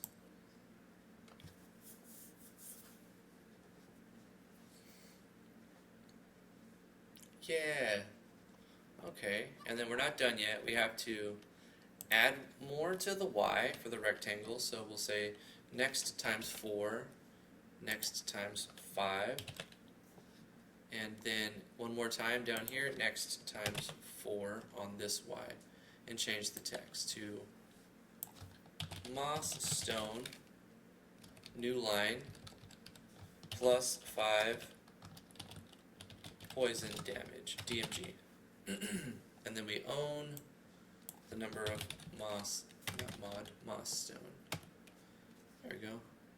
Let's make sure this works. We should also update our, let me save it. We should also update our status. So up here when we're showing our status, we might want to put something else in here. Like maybe we'll do something with graphic. Now that we've defined our elements, we should make some elements for physical, fire, ice, lightning, and poison. I think that makes sense. So let's do, and they shouldn't be 32 by 32. In fact, they should be as small as I can get them. I could always resize them. I mean, I suppose. Let's do 16 by 16 and see if I can scale them down and how it looks when I scale them down. So this will be physical. I don't know what to do. Maybe a fist? Can I even draw a fist? Oh yeah, that looks great. 10 out of 10. 16 pixels. A sword? I mean, a sword makes sense, right? It's like your typical. Let's do the line tool. Can't even draw a straight line. Let's go down here and go like this.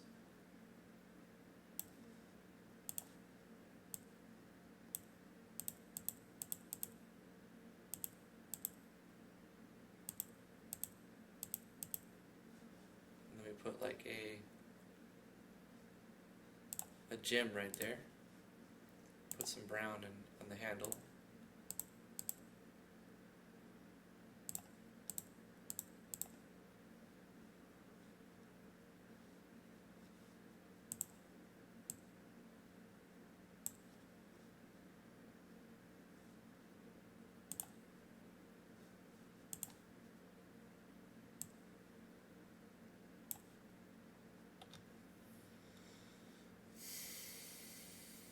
Hey, I like it. That'll represent physical damage. Save as physical DMG. Export that. Let's make a new 16 by 16. The next one I put is fire. So let's make an image for fire.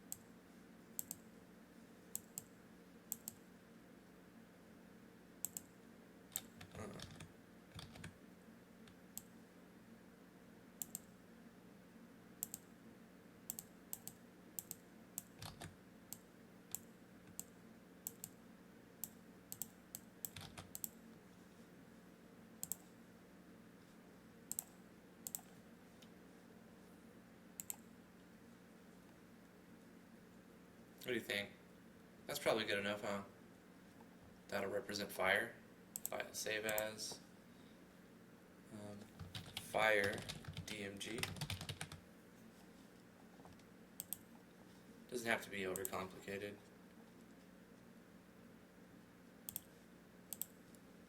It's hard to really add a lot of detail to 16 by 16, which is good because it kind of like, it makes it easier a little bit, and it lets the player's imagination come into play a little bit more.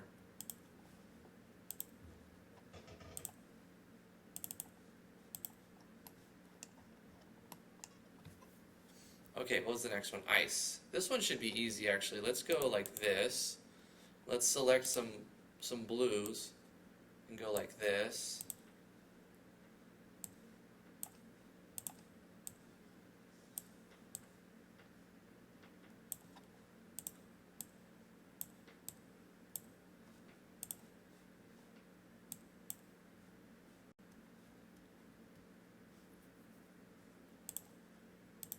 Wait, hold up, on the outside.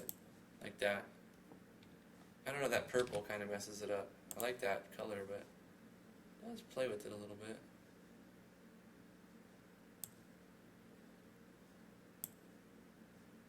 There we go. That seems like it added some depth to it. I like it. That's going to work for ice. Let's save that as ice DMG. Not that it matters, but I am capitalizing them for some reason. I'll just go with that. And then export it. And then, what was the next one? Lightning. This one should be easy too. New, 16 by 16. Let's do a lightning bolt. Just some yellows. Not a lot of good yellows on this palette. I've mainly stuck to the same palette because I think it helps to have like a cohesive color scheme, but there's no good yellows, so I'm switching. This has some shortage of good yellows.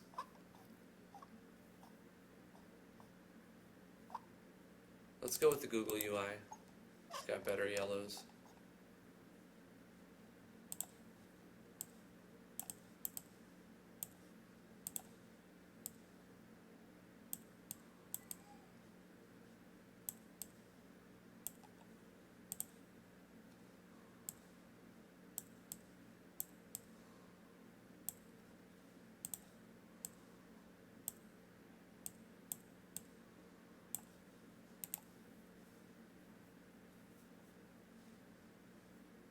Simple enough, right? You can go like this too. Nope, that makes it not look good. What is the brightest one? That's the brightest one? The one I was just using? Good enough then. Kind of looks weird right here though. What if I go like this?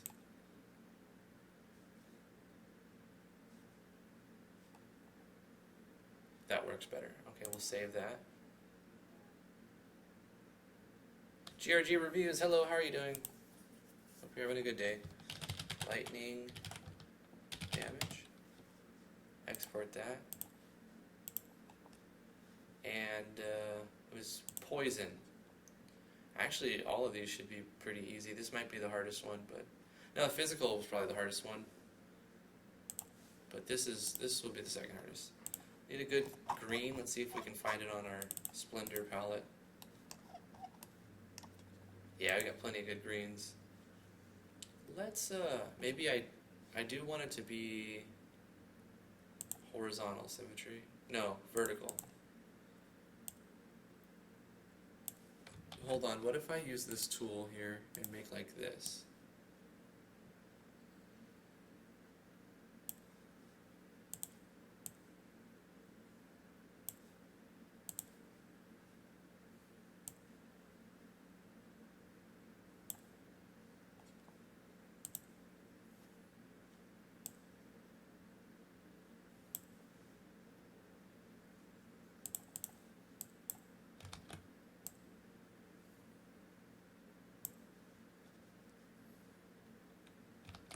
I think I can get rid of symmetry and kind of just go like this.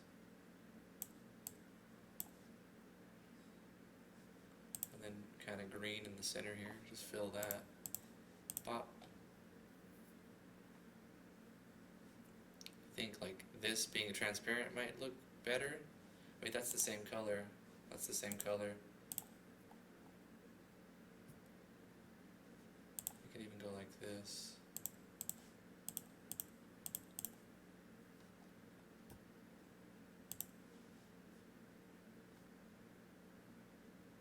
One right here to throw off the symmetry, as well as these.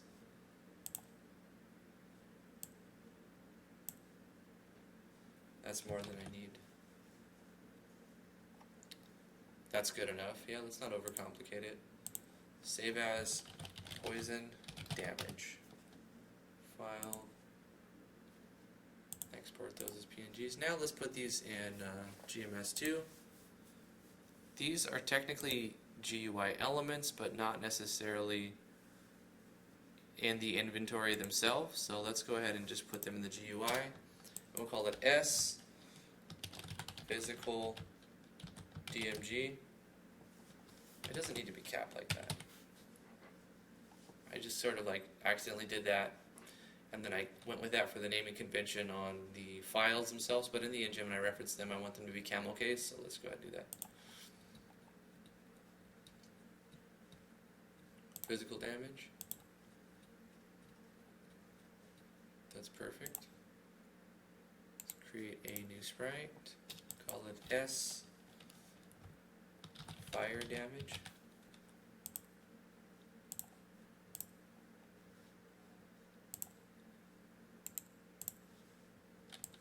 S ice damage.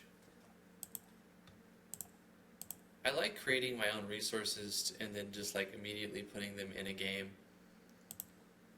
Something cool about that. I highly recommend A-Sprite for everybody. You don't need it to do pixel art, but like I personally like A-Sprite.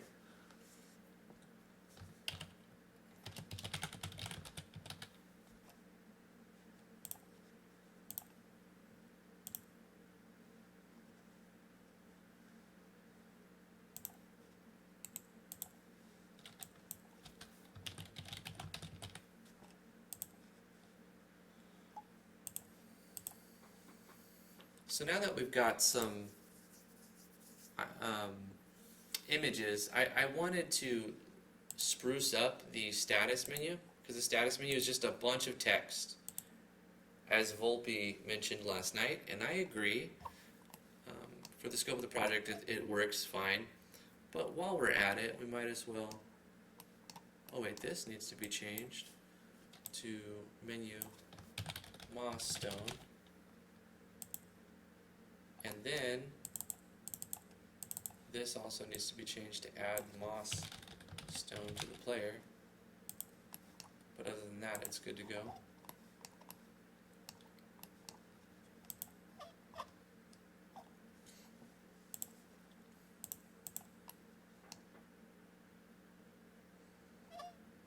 So at the bottom,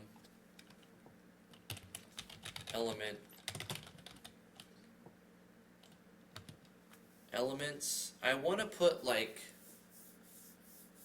2 text boxes next to each one of these images. So it shows the physical, and then it'll put like damage reduced or like resistance to it, and then damage added or bonus damage.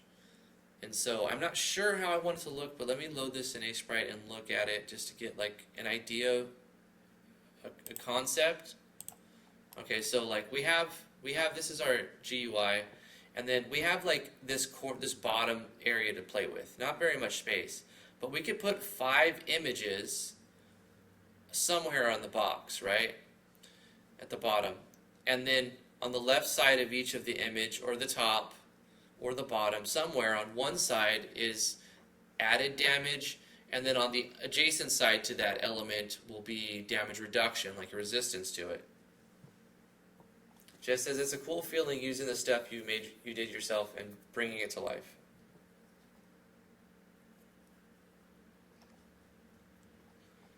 So that's what I'm going to try to figure out. Let me try to get this as like one last thing for this right here. The reason why I have this in Sprite, even though I made it in Photoshop, is I get to see the pixel location. So if I know exactly where I want it to be, I can look in the bottom left corner and see where that pixel's at. So if I say 48 for my X, and then 324, that's about right there. So let's go 48, 324. I'm just going to write that in. I'm going to do draw, text. Hold on, not draw text. Let's draw a sprite, right? Draw. We're going to draw a sprite. Draw sprite S underscore physical DMG, comma, starting on 0 image and then the X and the Y right there.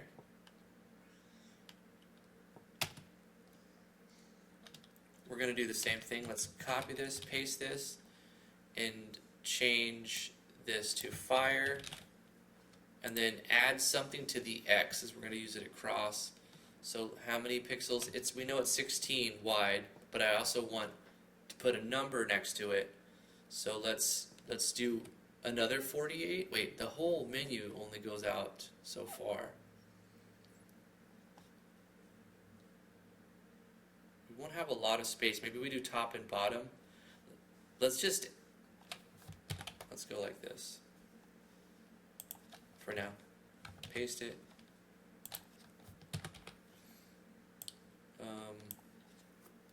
Ice damage.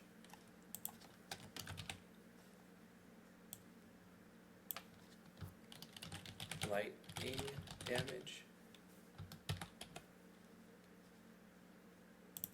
Wait.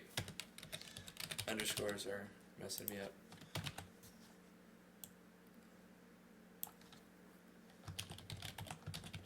Poison damage. Lightning damage times 4. Nope, that'll mess stuff up. Times 4. Draw the image times 4. Okay, hold up. X, X, X, X. Go and give it to you. What? 1, 2, 3, 4, 5. Let's just see what that looks like.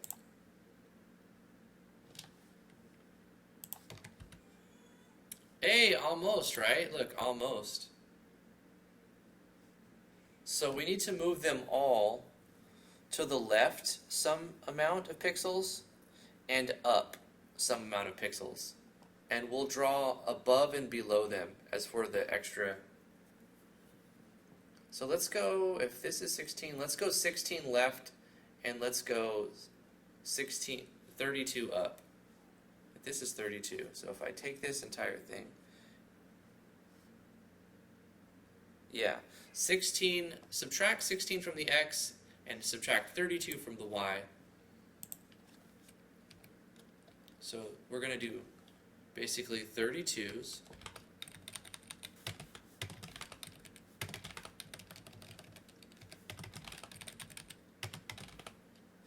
And then from the Y, what did I say? Subtract 32 from the Y?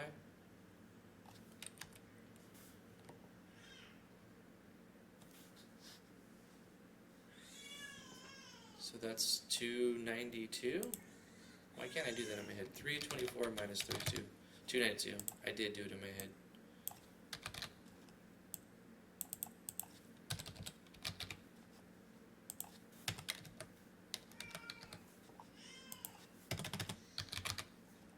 Almost there, almost there. See, 292. 292.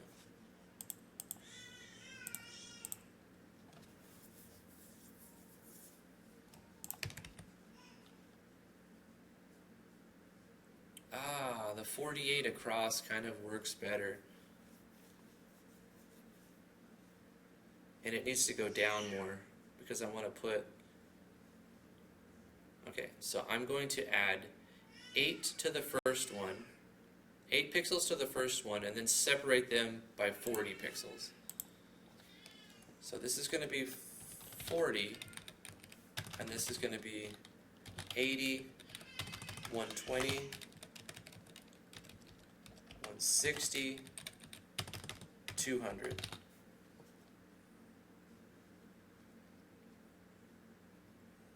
And then for the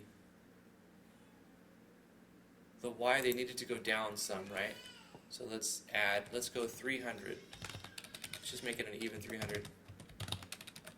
Once I get these spaced right, I can go to the next thing, which is going to be adding where the text box go for inputting the added physical, added fire, added license, and also like damage reduction. We're going to do damage reduction, which will be taken away before the calculation. So reduced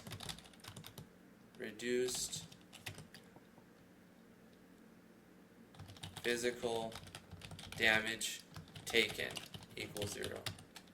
Reduced fire damage taken equals 0. Reduced ice damage taken equals 0. Reduced lightning damage taken equals 0. Reduced poison damage taken equals 0. And if we wanted to reduce the amount of physical damage we do, then it just put a negative number in here. Adding a negative physical damage bonus will also do the same thing as reducing the physical damage you deal. So all we need is one for adding the amount of physical damage, or one for each element, adding the damage we do and reducing the amount of damage we take, and we can make these positive or negative numbers to reflect what we want to happen. So those 10 should do it. Actually works good. It works a nice little system there. See, the more elements you add, the more complicated it gets, but it's pretty simple still. I like it. Let me just see what it looks like on the spacing so I can get an idea of where I want to draw the text. You know, it's getting there.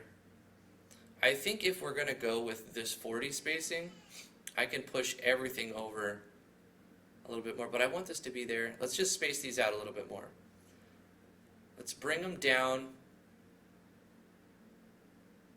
Let's bring them down 16 and push them across 16 more.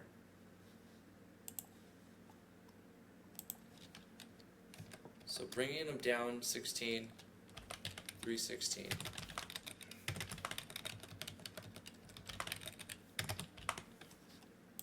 And pushing this starting at 40 is good, but then I want to push this one a little bit further. Let's add that 8 pixels to it. Let's add 16 to this, so 136. This is where it gets not fun. Add 24 to this, add 1, that's 184, and then add 32 to this, 232. Because I'm just kind of like, I don't know. Hey, none of that. I like it.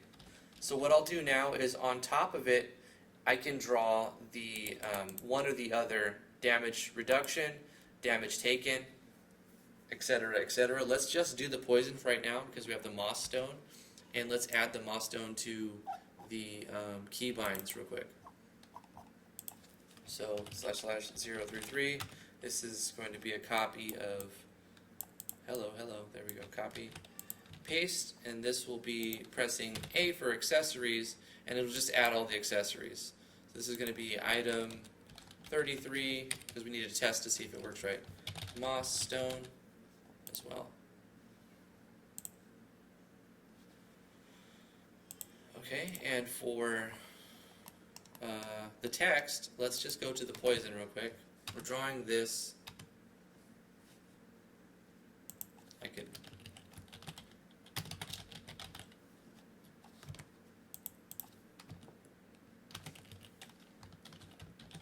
Because there'll be two texts, two draw text shadows in here. Ice, lightning,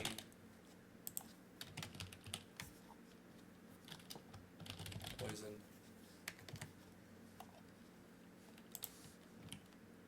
And to signify where it's at, I'll also put it where it's supposed to be. So for the poison, Do we want added poison damage? Do we want it to be added damage on top and defense damage reduced at the bottom, or the vice versa?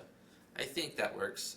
Added attack will go on top, added defense to that element will go on the bottom. So on the top, we're going to do draw, text, shadow, and we're going to put in that somewhere above the poison. Let's say 16 pixels above it. So we'll say 232, 300 on that X, and then down at that Y, but slightly above it. That'll work. And then the string we want to put in is going to be string value of what is in added poison damage. And we'll actually have to do two things. We'll have to go like this, put in a plus symbol so it shows like a plus, and then it's just going to convert the variable integer here to a string so that it can be showed as a string. So I actually have to say that plus this string, and then, almost done, honey, and then the color would be, actually we can make it green because it's going to be poison damage, and then the shadow could still be black. I want to show you the new GUI. Intensity 0.9, distance can be 2, direction 315, so it moves to the bottom right. And if I got this correct, then we should also be able to see the changes made with the moss stone. Of course, there's no damage calculation yet. Insert 2 gives me the longsword. We can press this for our leather armors, and then we can press this for the moss stone. So we can have one or the other on. Let's put that on. Let's put our helmet, that on, and then our moss stone. And you can see that we're getting +5 poison damage when we have the moss stone on. Isn't that cool? It's getting graphical now. I made these real quick in Sprite. Nice. And check that out. I've got a helmet, a body armor, an accessory, and a couple weapons in the game. Clickable. Everything's working. Like, I'm not having any technical issues or any coding bugs right now. It's working good. Hi, honey. You're so cute. Guys, I have to go. Thank you so much for coming to the live stream. I really appreciate it. Like this video / live stream if you did enjoy it, and subscribe to the YouTube channel if you're interested in more content like this. I'm going to be doing Godot stuff in the far future, probably months from now. But I do plan to do that. More GMS2 stuff to come. More RPG Maker MV stuff. Join us in the Discord, links in the description below. Come back us on Patreon, patreon.com/driftwoodgaming if you would like to support what we do. Would really appreciate that support. And yeah, just if you want to promote your stuff, go ahead and go to the Discord, and in the self-promo channel, you can advertise your own Discord if you're trying to grow your audience, or you could post a link to your game, or whatever you want to do. Thank you so much for coming to the live stream. I really appreciate all of you. Jeremiah Black, enjoy your weekend too. Have a happy Friday. We're going to be streaming on Monday through Friday, so we're going to have the weekend off, which we really need. We got shopping and tons of chores to do. But yeah, hope you guys have a fantastic weekend. I'm going to be not streaming tomorrow or Saturday, but tomorrow or Sunday, but I will be streaming on Monday through Friday, 2 o'clock to 4 o'clock Eastern Standard Time. I'm super stoked with the progress. Stay tuned. Follow me on Twitter. I don't say this enough, but I do have a Tweetster, and I tweet and retweet quite often. And I post GIFs on Twitter of like progress on the game. I'll probably mess with the game a little bit, and if I do anything substantial, I'll post some GIFs on Twitter. So you can follow me on Twitter if you want to see GIFs of the progress of this game and other games, and just to stay up to date on what's happening on the Tweetsters. Love you guys. We'll see you guys on Monday. Jasmine, thank you so much for coming. Jeremiah Black, Vero Claw 23, Doc Weeze, Skepsis D, Cool Sora, Joni Spam, GRG Reviews, Zeradik. Can't you have an array for added damage that corresponds to the order of the damage type array? I mean, sure. We'll refine it. Carl Jones, thank you so much. Whoever else I missed, I'm not going to scroll all the way up, but Thank you guys for coming to live stream. Really appreciate it. We'll see you. Bye bye. Have a good weekend. Bye, Rick Trick.